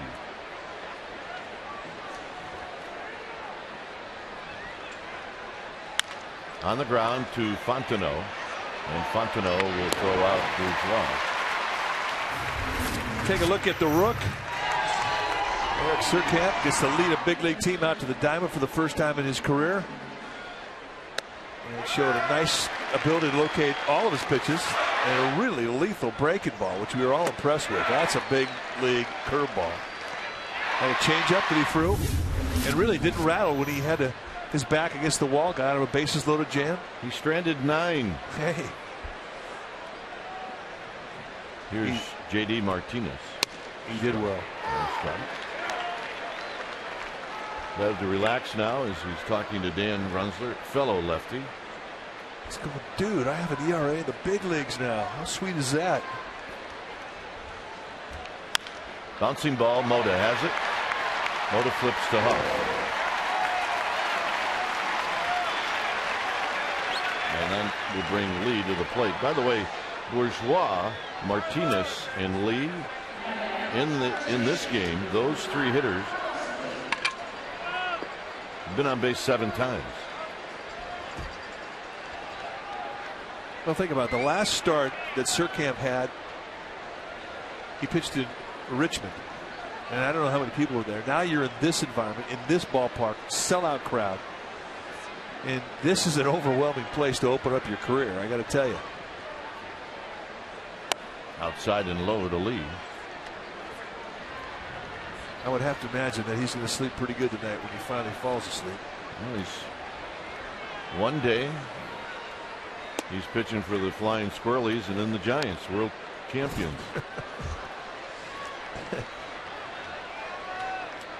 Well, that's how fast it happens.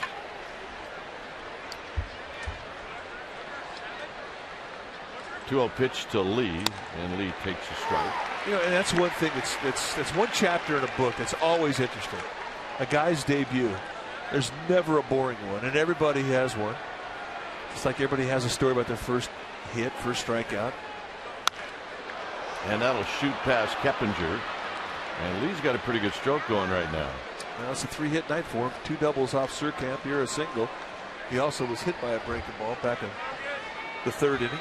So 4 at-bats, been on base every time. But this is what big league hitters do. I mean, this is a pitch that he doesn't get greedy with. Stays inside it beautifully. Watch the knob lead through the swing.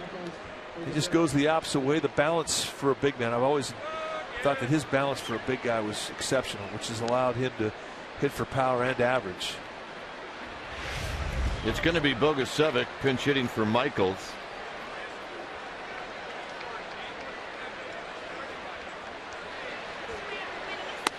Inside to Bogusevic, hitting .314. Not by much.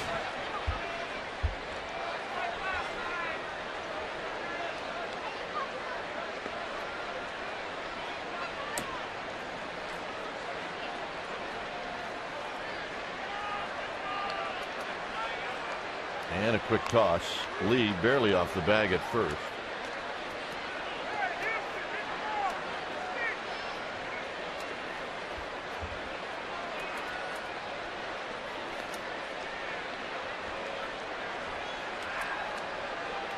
1 ball and no strikes. Outside 2-0. It was Lee that tried to steal a bag yesterday and was thrown out. Maybe more of a botched hit and run, but nevertheless, Lee was on the move.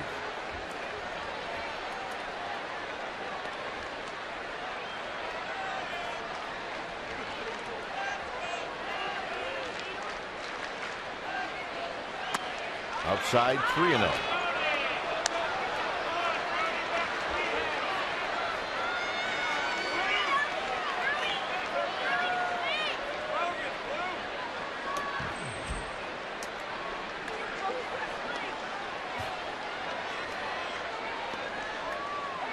Paredes on deck.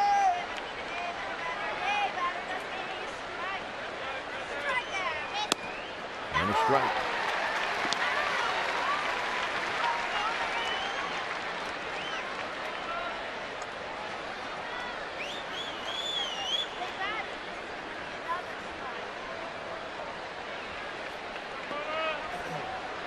Three and one. Mota slows things down when he comes into the game. And then he'll do that too. He'll throw to first when the guy doesn't have a lead. Well, you have in your mind you're going to throw. You throw.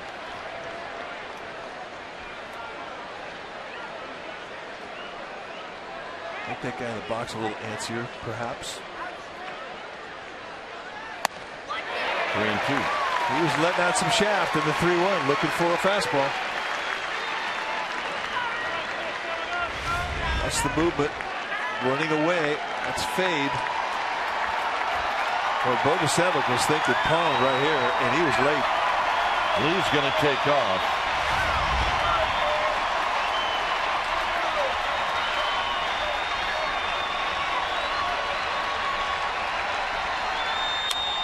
And Bogusevic with a big cut and a foul straight back.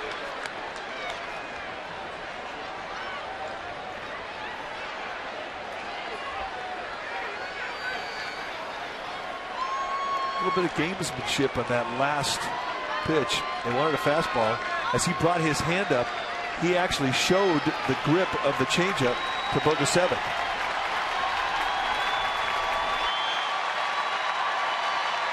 Three and two. Got him.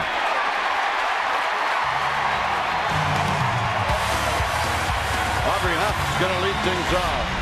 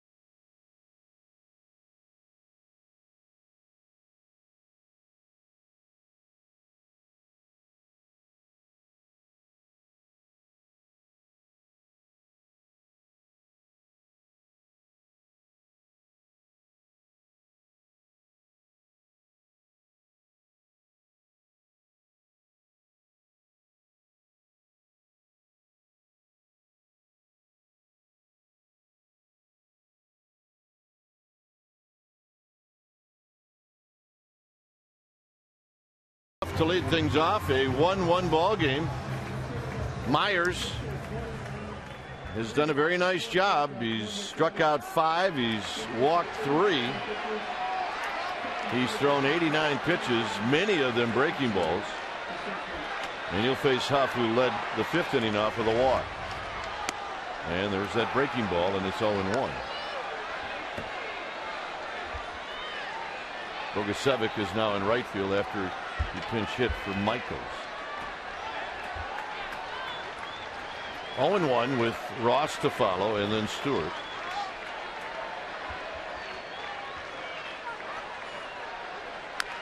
Huff out in front of that breaking ball. It's 0-2. This is the gamesmanship I'm talking about. Look at him show the pitch before he goes into the glove. He actually showed the changeup grip, the circle changeup to Bogusevic. Now, the last time he faced him, he struck him out with that pitch. Here's what Bogusevic saw. The hand over the glove. He just tipped the grip, had him thinking changeup, and then he went ahead and threw him a fastball. Bogusevic was late on it. But, you know, old pitchers, they find ways to put a thought into a hitter's head, and it, at the very least, can create a little bit of doubt, especially in a fastball count. Huff waiting on Myers. Breaking ball, and Huff pulls it on the ground foul. Well, Dan Martinez has come up with some information that we want to pass along. I mentioned that Surkamp making his debut tonight, be over 41,000 here at this ballpark. His last outing in Akron, or no, against Akron in Richmond. Got him. 6,489 people. Wow. All right, let's check in with Amy G. All right, Dwayne, I know you're well aware of the ring raffle, the World Series ring raffle that the Giants have been hosting on sfgiants.com. More than 750,000 entries and $600,000 was raised for the Giants Community Fund, and a winner was named. It's Amy G. Not this Amy G, unfortunately. Amy Gamble, way to go, girl. She picked up her ring today. It's the real deal, fellas. Just like yours, Amy G, gamer with a ring. I would say that Amy Gamble ought to watch where she puts that Amy G ring. Well, she looks good wearing it. Cody Ross fouls it out of play, 0-2. Congratulations, Amy Gamble. That's very cool. And a lot of money was raised for Giants Community Fund, and a lot of junior Giants will benefit because of the response. It's the best raffle I think I've ever seen. I know. 0-2 to Ross. Ross has walked and he struck out. And he got him. So Myers with a couple of strikeouts here in the 7th. And that'll bring up Stewart. There you go. Yes, he did. Easy call for Larry Van over at first base. Another rook getting loose. Steve Edlifson starting to slow down a bit, meaning that he's already greased up and good to go.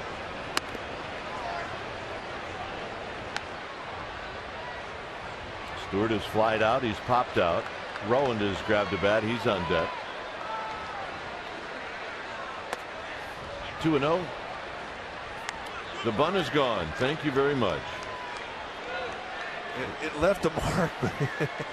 I wish you hadn't pointed that out. It's going to bother you. Now the mark is bothering me.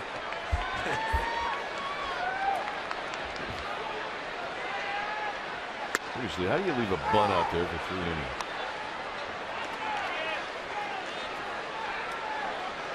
Well, I don't know. 3-1 on pitch 101 to Stewart.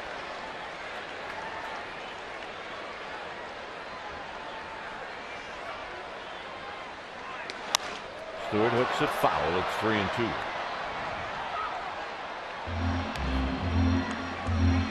Another sellout tonight. Well, I mean, this is a big crowd. For the most part, the sellouts have been 41,000 plus. Tonight it's 42,000 plus. Hanging from the rafters. Here's the payoff. Stewart bounces it to Barmas. Barmas throws out Stewart to end the 7th. 8th inning coming up.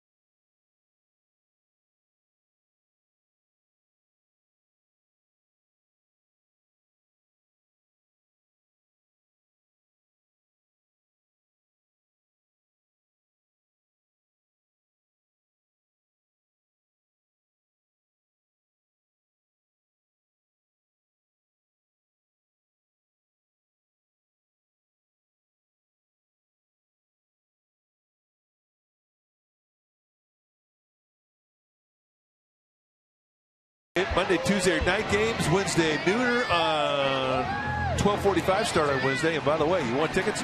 You can get some dynamic deals. Deals for as low as $11 a seat. Go to sfgiants.com/dynamic deals and check it out. Yep. They have got the spirit. I mean, they all came with the baby giraffe hats though. Now, those are some good attitudes right there. And they wear those hats well. It is. It's fun. Mota. Should be fun. A lot of hit in the 7th. Here it's Paredes, Varmus, and Quintero. Affelt now is in the Giants bullpen. It is a 1-1 ball game in the 8th.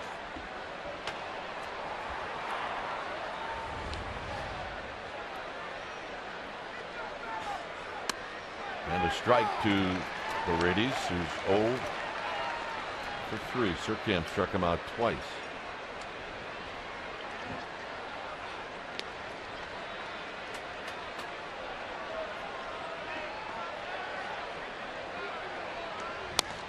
Oh, 2.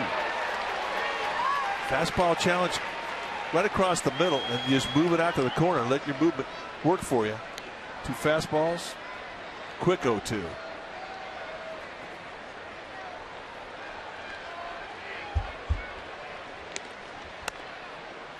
So Mota wastes a high fastball. 1 ball and 2 strikes.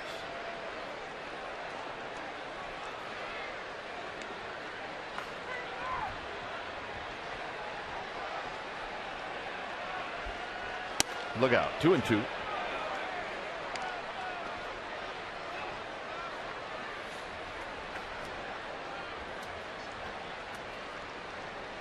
This will be pitch number 20 for Mota.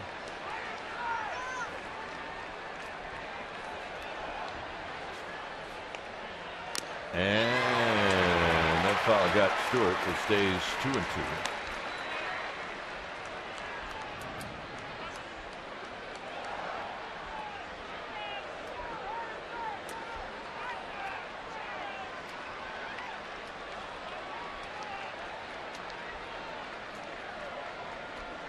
Mota, quick pitches, Paredes, and I have no idea where that was going. Neither did he. He's getting tricky tonight, isn't he? Well, and that's just a flat-out quick pitch, but perhaps a bit too quick. Just a bit outside. Holy smokes. I like the idea, though.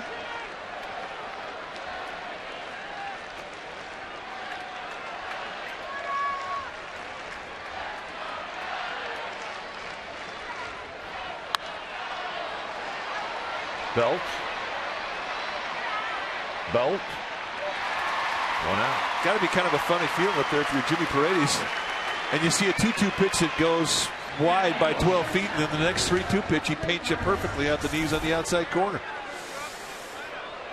Well, tomorrow it is the finale of this 4-game series with the Astros. Join us if you would right here on Comcast Sportsnet Bay Area.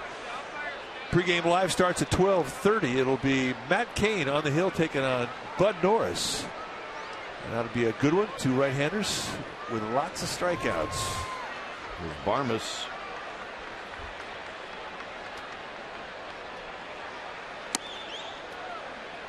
I don't know if Gaylord Perry is watching this game. He's got to think that this is pretty cool. Guillermo tricking people, showing them changeups, throwing them fastballs, quick pitching. Well, I mean, you play in this game long enough, you're going to see a lot of things. You can't be afraid to use them when you see him. And Gaylord Perry, he invented things. Oh, my goodness. Best thing he ever invented. At least I never saw anybody else throw it until he threw it. The puff ball. I did see Larry Bradford, the lefty from Atlanta, throw it. Barmas digs it out. It's 2 balls and 1 strike. You go out there. This is a game. I mean, this is a pitch that a lot of you guys who are playing amateur baseball right now do it. It's awesome, especially when you're tired and you need a pitch. And you go out and get the rosin bag and just bounce it in your hand about 20 times and put a ton of rosin in your hand. Then just throw a fastball. When your hand releases the ball and your wrist snaps, you get this puff and it freezes the hitter. Out to Cody Ross in center field. 2 outs. The puff ball is one of the most hysterical things I've ever seen. And I had a guy throw it to me, Larry Bradford in Atlanta. Dutch Renner, played umpire, waved the pitch off, and he scolded Bradford for doing it. But it was awesome. Well, I mean, Gaylord threw it for a couple of months. They didn't do anything. He did. And he did it. He was with Seattle when he threw it to me. And I thought it was hysterical until he threw it to me. And then it wasn't very funny. I mean, I didn't think I was going to get a pass. I just didn't think it would work. And it worked. It absolutely works. There's a strike to Quintero. But you can't do it every pitch. You got to save it. Save it for a 2-strike pitch when you're tired. Whoop. Strike 3, see ya. And then thank St. Gaylord when you walk off the mound. Quintero extends the strike zone on that swing.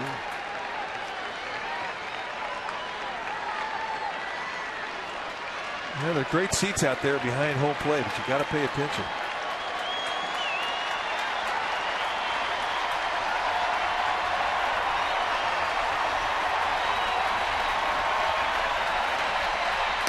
Got him.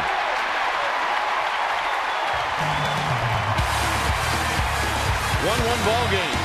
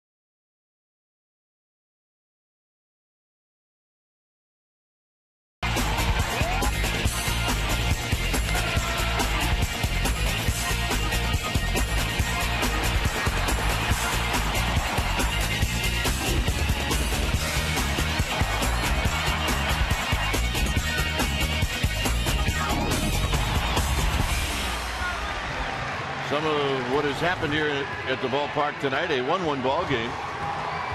But it's time for a change. Thanks Speedy Oil Change and Tune-Up. Oil Change Tune-Up and Smog Experts. Wilton Lopez, the new pitcher now for the Astros. There you see his numbers, 2 and 5 with a 2.85 ERA.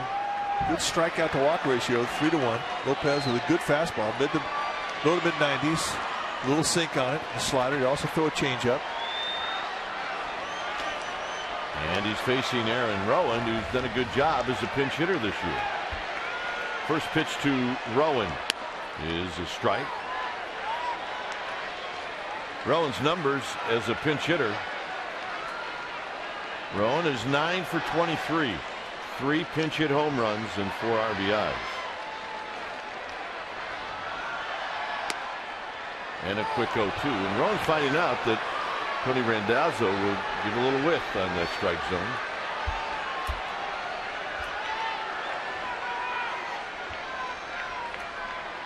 Let's see if they go out there again. High, 1-2.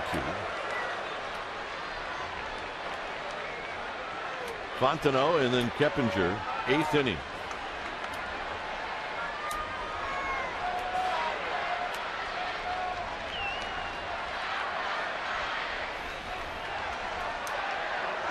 Got him. You know, the bad thing about a quick pitch is sometimes you can quick pitch your catcher. Watch Chris Stewart as he looks down. Moda comes up, sees he's not looking, and he throws away deliberately. And that's why he went wide with it. Oh. So he quick pitched Chris Stewart, and that won't happen again. See? Here's Fontenot. Fontenot on the ground, and it'll be Altuve throwing out Fontenot. 2 outs. And that'll bring up Keppinger. 2 solid innings of work for Guillermo Moda, and we say that a lot. He's had a great year for Bruce Bochy this year.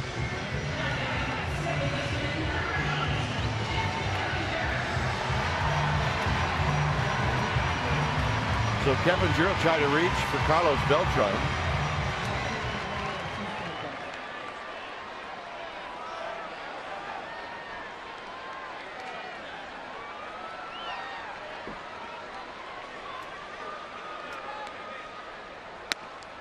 Keppinger 0 for 3. Right now Lopez is just throwing strikes. Just throwing strikes.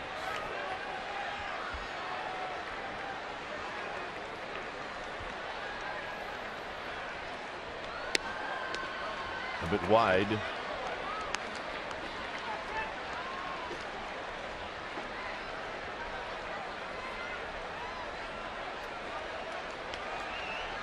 The 1-1 to Keppinger.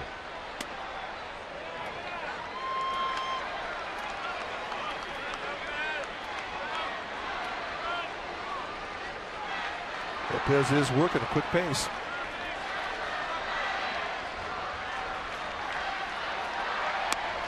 Three and 1.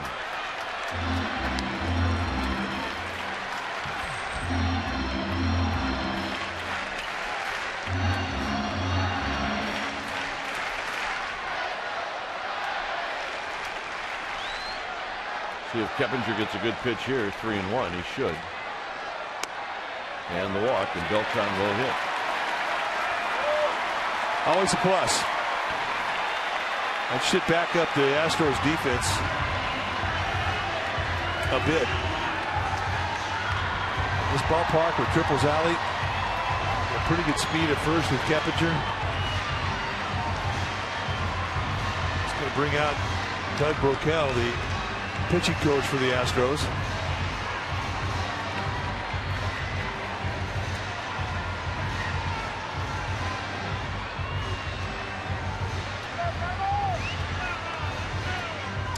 So a quick word to Lopez.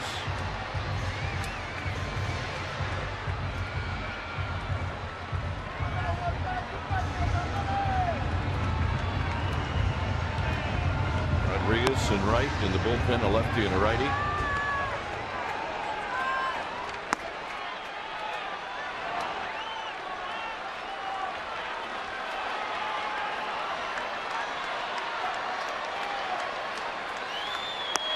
Down low to Beltran. It's 1 ball and no strikes.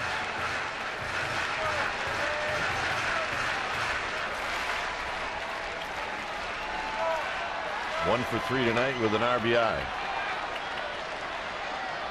Up the middle, and it slams off of the pitcher, and Beltran beats it out.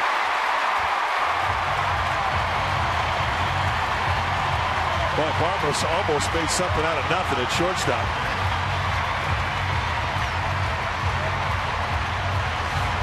Beltran going right back up the middle.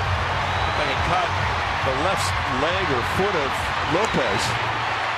But when all the dust settles, it winds up being a base hit. Everybody moves up. And they set it up for the Panda. Well, Brad Mills is going to find out if Sandoval can hit right-handed or not. He's got Wesley Wright, the left-hander, their only left-hander in the bullpen, and he's going to come in. So, Sandoval looking for another helmet. It's a 1-1 ball game.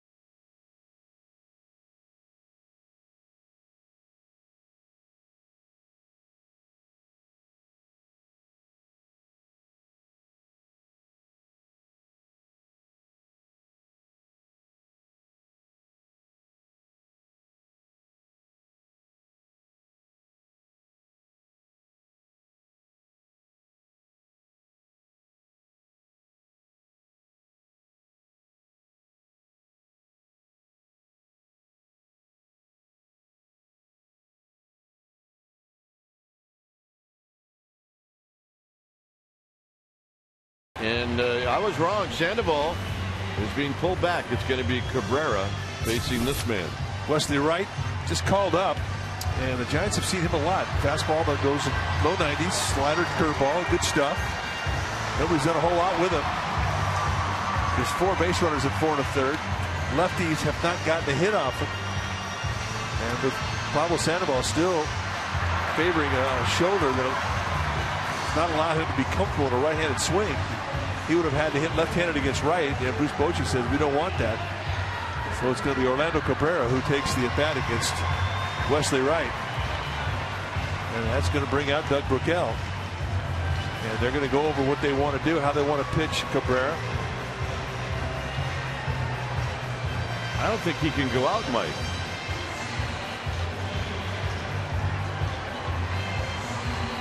I mean, Randazzo is like following him out there. Well, yeah, I mean, he has to stay in there. If Bochy's come out and saying, wait a second, that's 2 trips. Yeah, the only way he can go out, he said, I think he's hurt.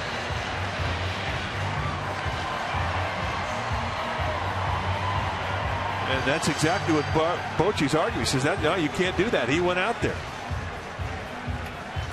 I mean, he's got to declare to the umpire that it's an injury. He thinks it's an injury and bring the trainer out.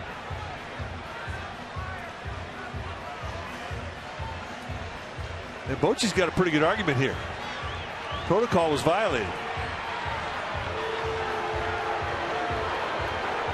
And Brian Gorman, the crew chief's going to come in and try and straighten this thing out. Bochy clearly believes there's been a double visit. And if that's the case, that the call hasn't been made properly, but Gorman has calmed him down, and I'm sure he's saying that he's out here to see if he was all right. And here we go. So here's Cabrera. And a strike to Cabrera. In 244, 4 home runs, 48 RBIs.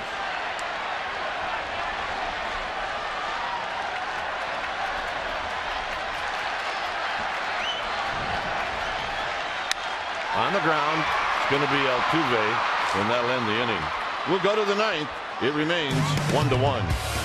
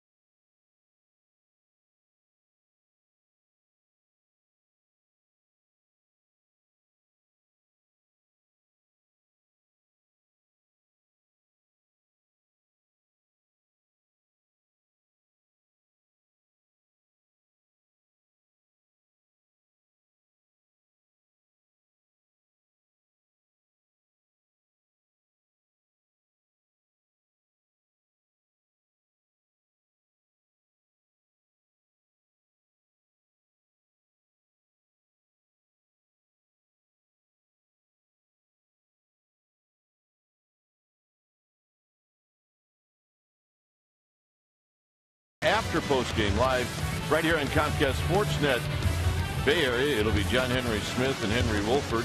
Reaction from the clubhouse about this game. You get the fellas checking out the Diamondbacks, and the Texans played the 49ers at Candlestick, and you'll get to see and hear all of that tonight after postgame live.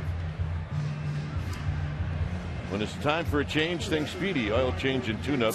Your oil change tune-up from Smog experts. Santiago Casilla, who has assumed responsibility of closing recently, is now going to be called in to pitch the ninth inning, which you would do at home in a tie ball game with your closer. 2-1 on the year, 1.40 ERA, and that's through 36 appearances.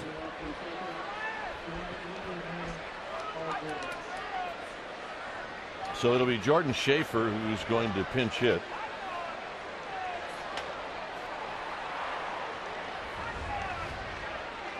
Schaefer hitting .245. He's got a couple of home runs, 9 RBIs.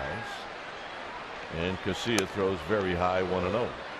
Fontenot now at third, Cabrera at short, and Fontenot is in. Just in case Schaefer decides to lay down a bunt. He had a good night last night. Or check that. He had a good night Thursday night where he scored all 3 runs in the game. Swing and a miss. 1 ball and 1 strike.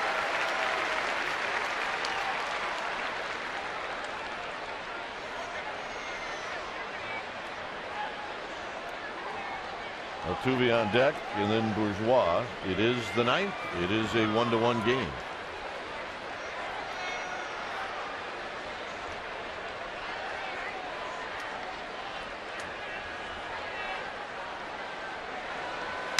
Foul in and out of the glove of Stewart. It's 1-2.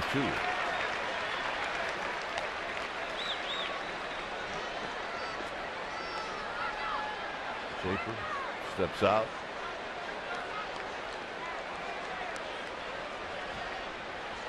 A one-time hot prospect for the Atlanta Braves.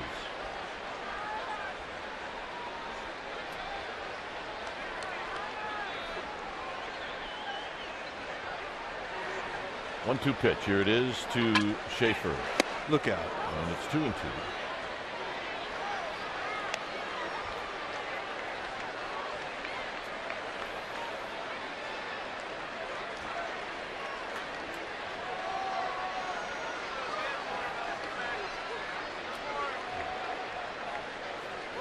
2 balls, 2 strikes.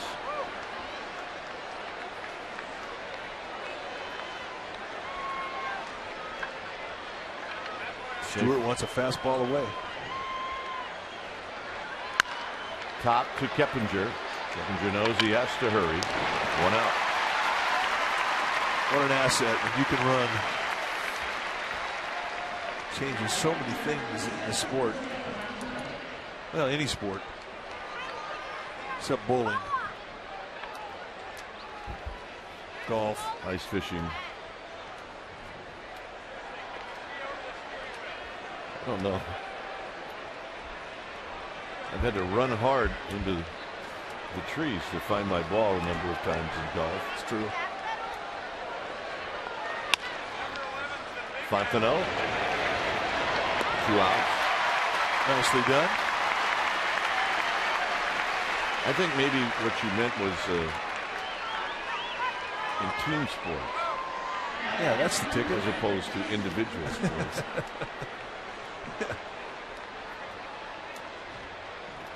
Well, I don't know. I guess you could look down the long list of team sports and maybe come up with a couple where it doesn't matter. Well, it doesn't matter if you're a pitcher, if you're fast, especially in the American League. Here's Bourgeois. Oh, volleyball. Yeah. Yep, our family's hanging in there. Each one of those little ones with the panda hats on have baseballs. I think they're doing what we did when we took our kids to games. You just eat through the game. Yeah, just feed them. Mom brings the wipes, and that's it. You're good to go. Good to go.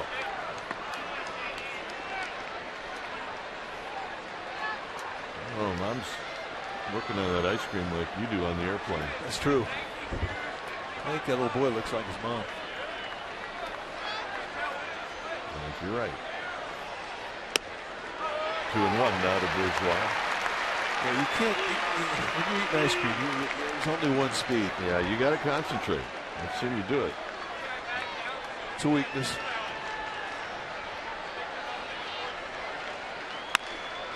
Fontenot again. Fontenot to Huff, and we will go to the bottom of the 9th. Belt, Huff, Ross.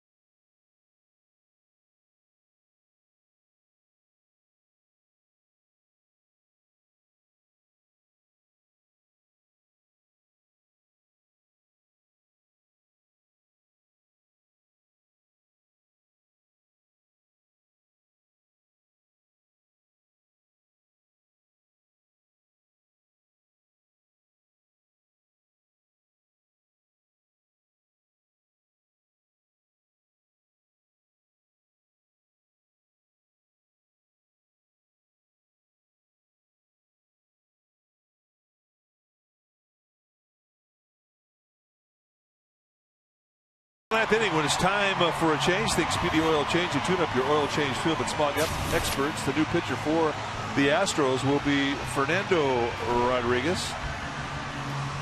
Fernando Rodriguez got a good fastball, go low to mid 90s with a real good hook. A lot of 4-seamers with that fastball. 41 strikeouts in 38 2/3 innings, so he gets on that mound and he thinks strikeout. So the Giants will have 2 left-handed hitters and Cody Ross to face Rodriguez here in the 9th. First pitch breaking ball down low. 1 ball and no strikes. Belt tonight, 2 strikeouts and a fly ball to center field.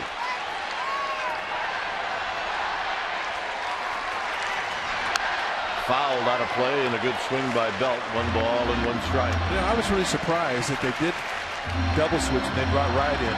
They only left the Astros bullpen last inning, knowing that the Giants were going to have Belt and Bobby Huff, 2 left-handers, to lead off this bottom of the 9th. Good call. Ooh, a late call strike. 1 and 2. I guess Brad Mills, the skipper for the Astros, has a lot of confidence in Fernando Rodriguez. Belt with a swing and a miss. On another big curveball, and it's a 3 strikeout night for Brandon Belt. This Bochy has gone to his lucky bat. It worked last night. It got him 2 runs. Well, let's take a look at the big hood from Rodriguez. Drop it right in there off the plate, middle in, and he has not been able to lay off this pitch. Here's Huff. Huff with a swing. Foul. It's no balls and 1 strike.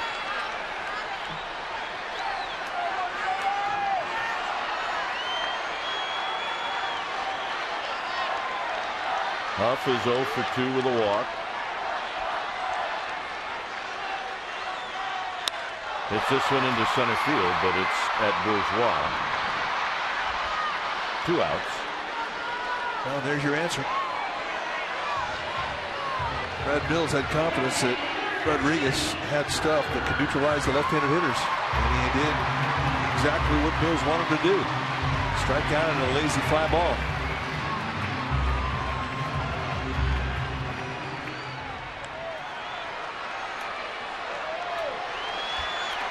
Cody Ross is 0 for 2 with a couple of strikeouts. And a strike at the knees, and it's 0-1.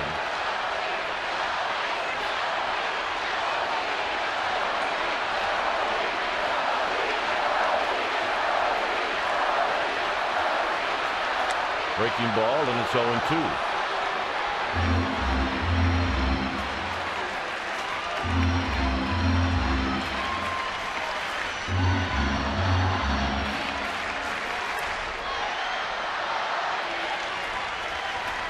Ross in the hole. Got him on 3 pitches, and that'll end the inning. We'll go to the 10th. It's a 1-1 ball game.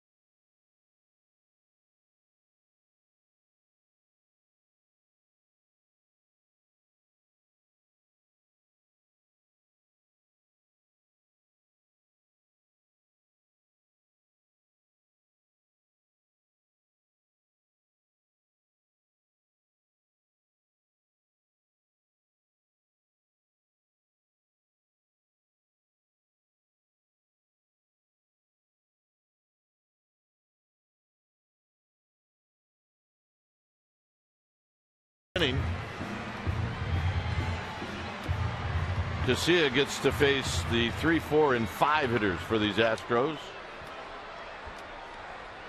Affelt is in the bullpen, so he is readily available in this 10th if needed. Martinez He's walked, he's singled, he's lined out, and he's bounced out.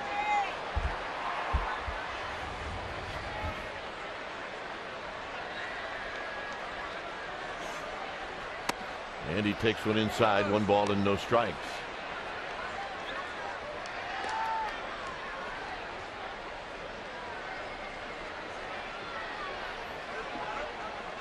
You see it at a nice 9th inning, 2-0. He threw 3 ground balls. And right now he's got to throw a strike to Martinez. You know, when Doug Broquel went out there a second time to his pitcher, Bruce Bochy really got a little hot about it. Swing and a miss. Story didn't end there. Brad Arnsberg was the original pitching coach for the Astros at the start of the year. Doug Broquel is new to being a pitching coach at the big league level. And he made a mistake going back out there a second time. And when he got back to the mound, Brad Mills, his manager, talked to him. Popped up. Beltran got a late read on it, but now he's there and he makes the catch. Now Mills leaned over and he said something to Broquel.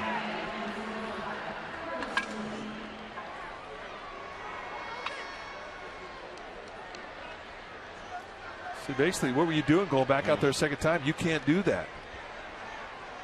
Yeah, I think it was the first time he went out, but the guy had just been put in the game.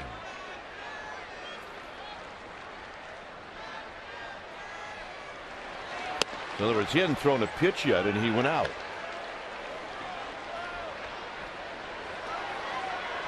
Lee has been on base 4 times.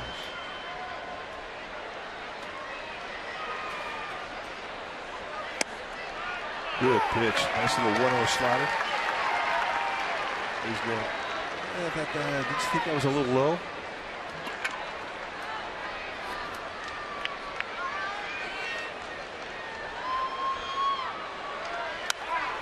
In on his hands and it's foul back. 1-2. Wow. There's 2-pitch sequence. Low and away, high and tight. That's been a pretty good philosophy for about 130 years. High and tight, low and away. Or vice versa.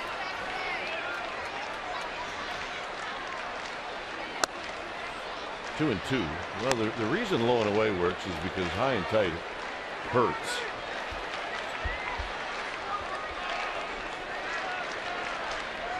Two balls, 2 strikes.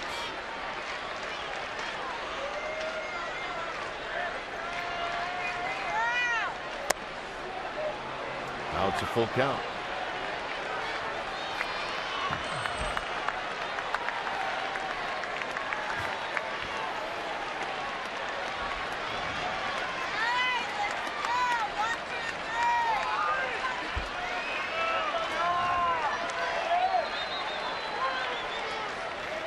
Affel watching in the bullpen. It's 3-2 to Lee.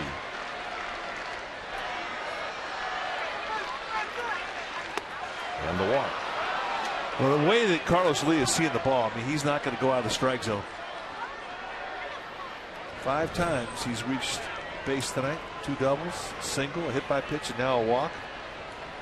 And Bruce Bochy is going to make a double switch. So Affel's coming in. When it's time for a change, think Speedy Oil Change and Tune-Up. Your oil change tune-up and smog experts.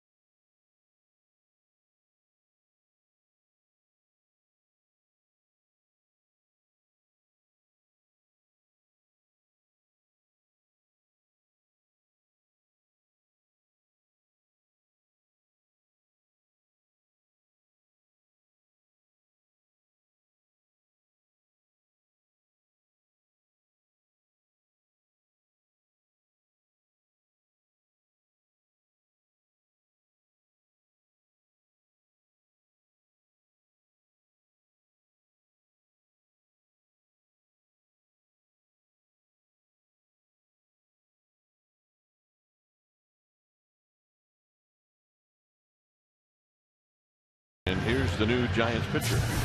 Jeremy Affeldt, 2-2 record with a 2.51 ERA, 3 saves, 6 opportunities. Just a strong season. Really turned his season around when he got his mechanics right, and he has been lights out ever since. 51 strikeouts against 23 walks. DeRosa comes on and plays first base now. He'll hit the 9th spot, which is second in the bottom of the 10th for the Giants on the double switch.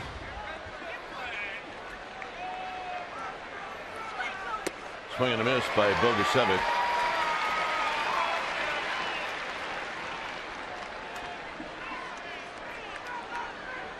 Good numbers for Bogusevic. He has made an impression on this Houston Astros team. Given the opportunity, he has taken advantage of it.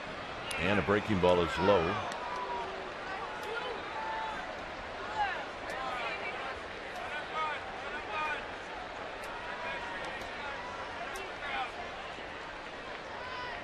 One ball and 1 strike.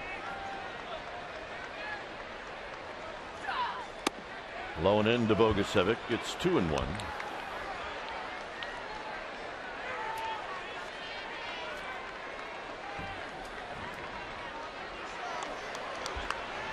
Four pitchers in this game for Bruce Bochy. Surkamp, Mota, Casilla, and now Affeldt. 2-2.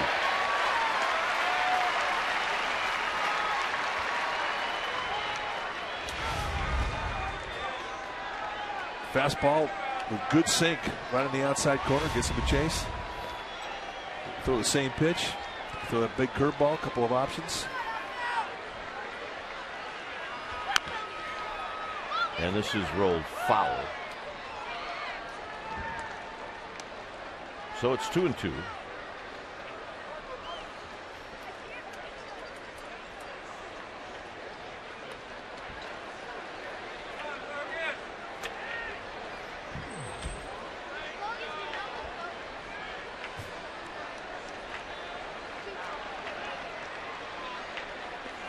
Bogusevic came in as a pinch hitter in the 7th, replacing Jason Michaels. This one hit on the ground.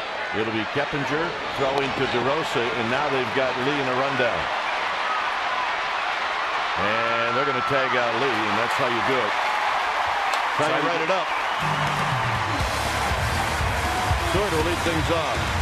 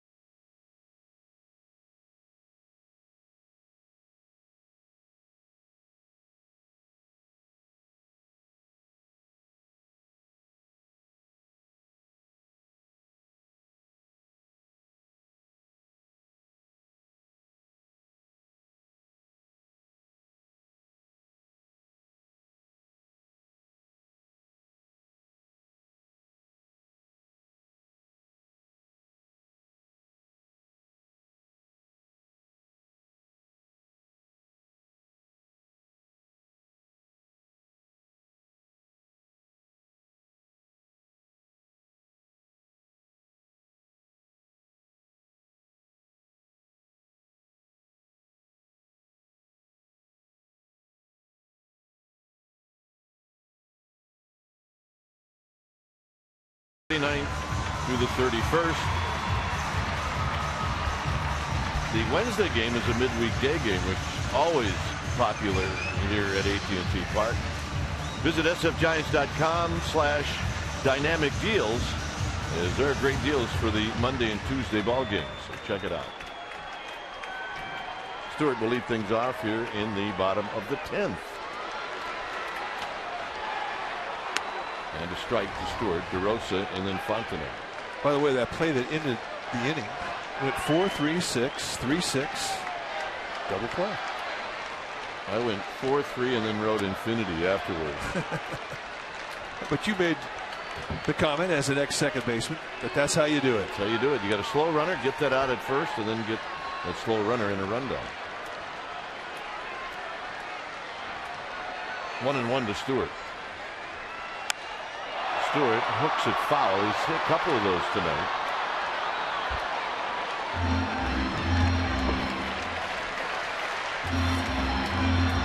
Surkamp did a good job in his debut. The Rook did well. Gave up one run and probably shouldn't even have given up that one. 2-2. 3 walks, 4 strikeouts. Pitched in and out of trouble all night. He gets to lay down the pill tonight and know that he is a big leaguer. Stewart out swinging on the breaking ball. This has been a night of good curveballs. Saw a lot of good curveballs from Surkamp, from Brett Myers. Fernando Rodriguez has got a pretty good deuce himself. And that's evidence. He's faced 4 guys. He's struck out 3 of them. DeRosa with a swing and a miss.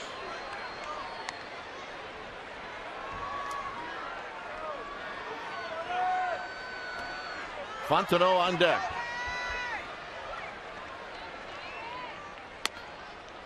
One ball and 1 strike. Last time the Giants had a runner in scoring position in the 8th inning. DeRosa shoots it into center field, and there's a sweet base hit. He will give you a good at bat.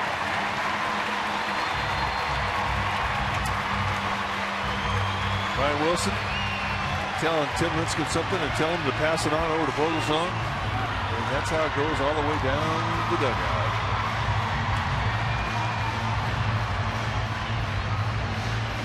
Fontenot doubled in the first inning. And then afterward, he's hit a fly ball. He struck out and he's bounced out.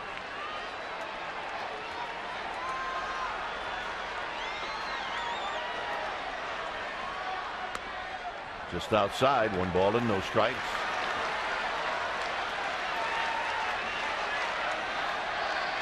They're giving Fontenot the line in right field. Astros defending against Triples Alley. You see the room over there in right field. It's a hit and run. Swing and a miss. Throw down to second, and DeRosa steals it.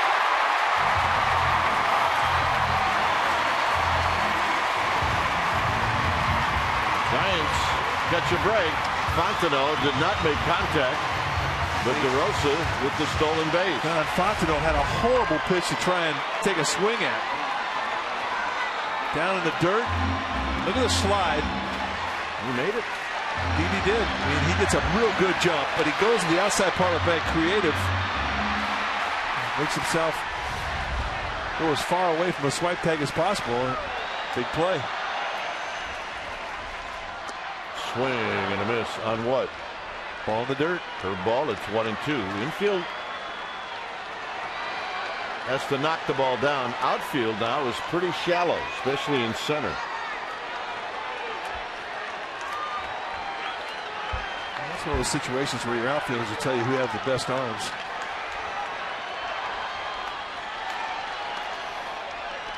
Well, there's that breaking ball that the Giants have had trouble with.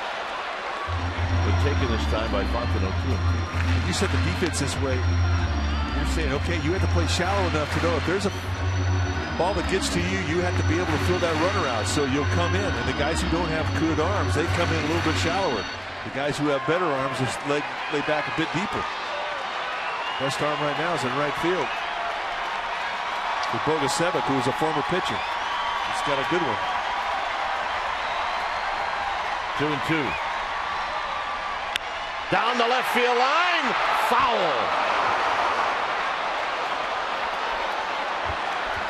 Tell you what, though, He was not fooled on that curveball from Rodriguez. Rodriguez left it out there a little bit up. And this is how far foul it was.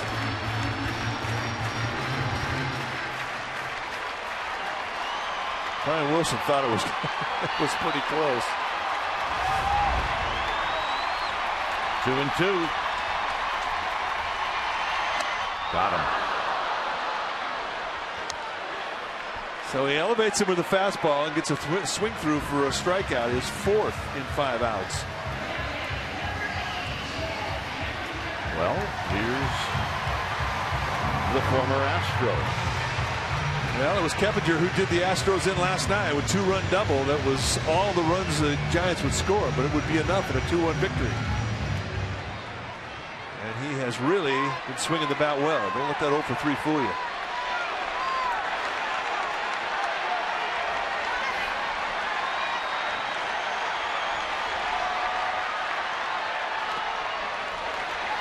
One ball and no strikes on a pitch in the dirt. Figure Keppinger is going to get something to hit. Here's Beltran on deck. 1 ball and no strikes.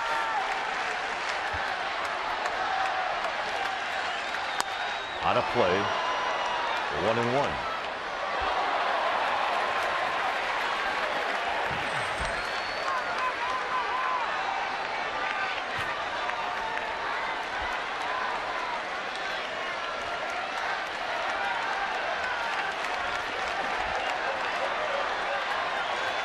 The look to second. 1-2. Good curveball. Perfect location.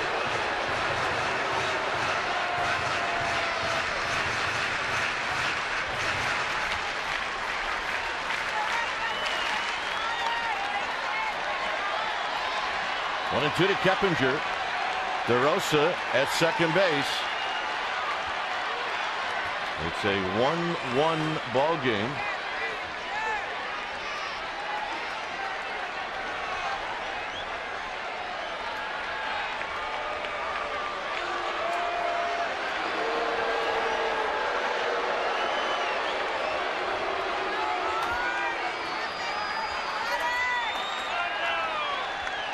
Rodriguez is ready. In the dirt, 2-2. And that's a tough take, especially after looking at that last 1-1 curveball that hooked in there, nailed that knee-high location, the outside part of the plate for strike 2. Beautiful pitch, great take.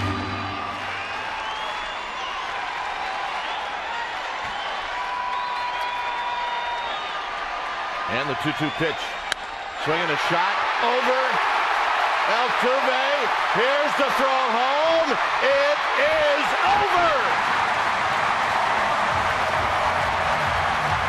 And Jeff Keppinger once again beats his old team, and he does it with a base hit here in the bottom of the 10th.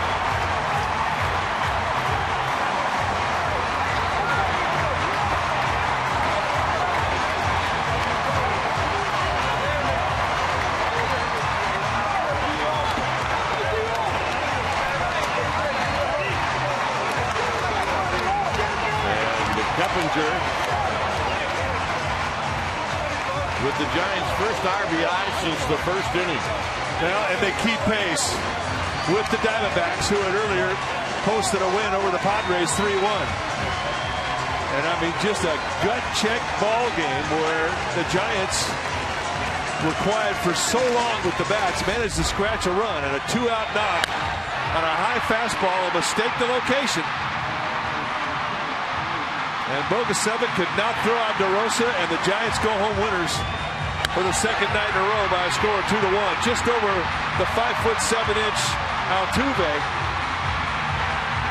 And DeRosa makes it good. Great jump, 2 outs. You know he's not waiting to see anything except contact. And Tim Flannery screaming himself hoarse, and the Giants win.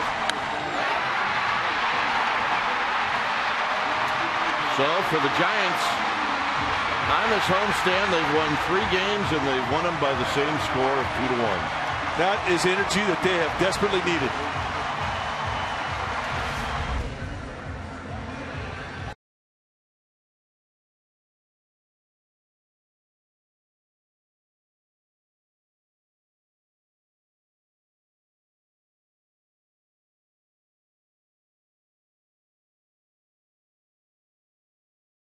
knows how important that moment was for you right there to help this team out, what you've been wanting to do.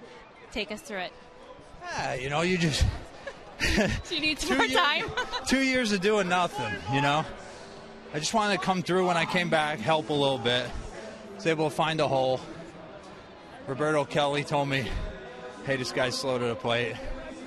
I took a shot, it worked, and Kepi came through a big hit.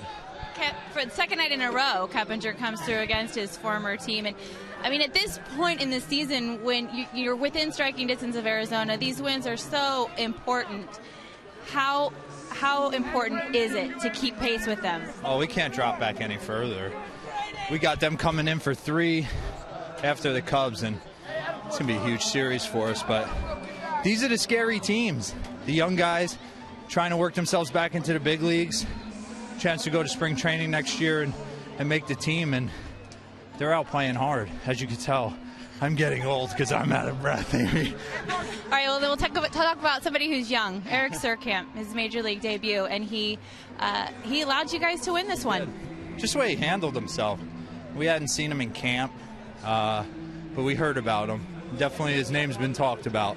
So for him to come out and do what he did today, to get through about 6 or 7 innings for us, I mean, just huge win. We're struggling to score runs. We know it. The fans know it, but any way we can win. A win is a win is a win. And we have a shot we're going to show here, if you can see that monitor, of you crossing home plate. You don't look out of breath yet. I'm all right. You're okay here. I'm all right.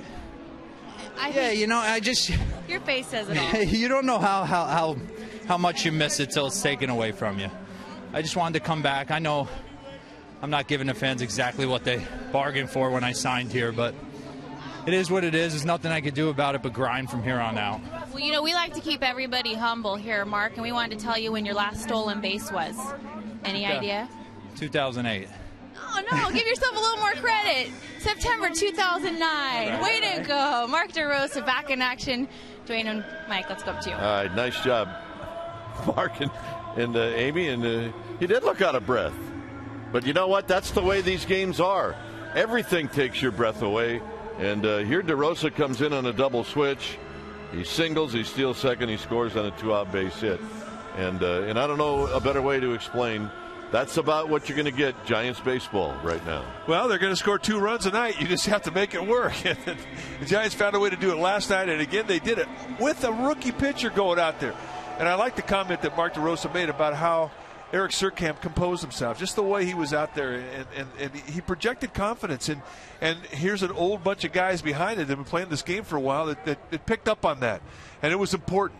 And he held this Astros team in check, and he gave them a chance to win. He did all those things that Bruce Bochy hoped he could do. And then he gave the ball to the bullpen. They made it stand, and the Giants scratched out another run, and they kept in pace with that red-hot D-backs team. So it was a huge win. All right, final score here at AT&T Park in front of another sellout crowd. Giants 2, Astros 1. Esurance Giants postgame live with interviews in the Rapid.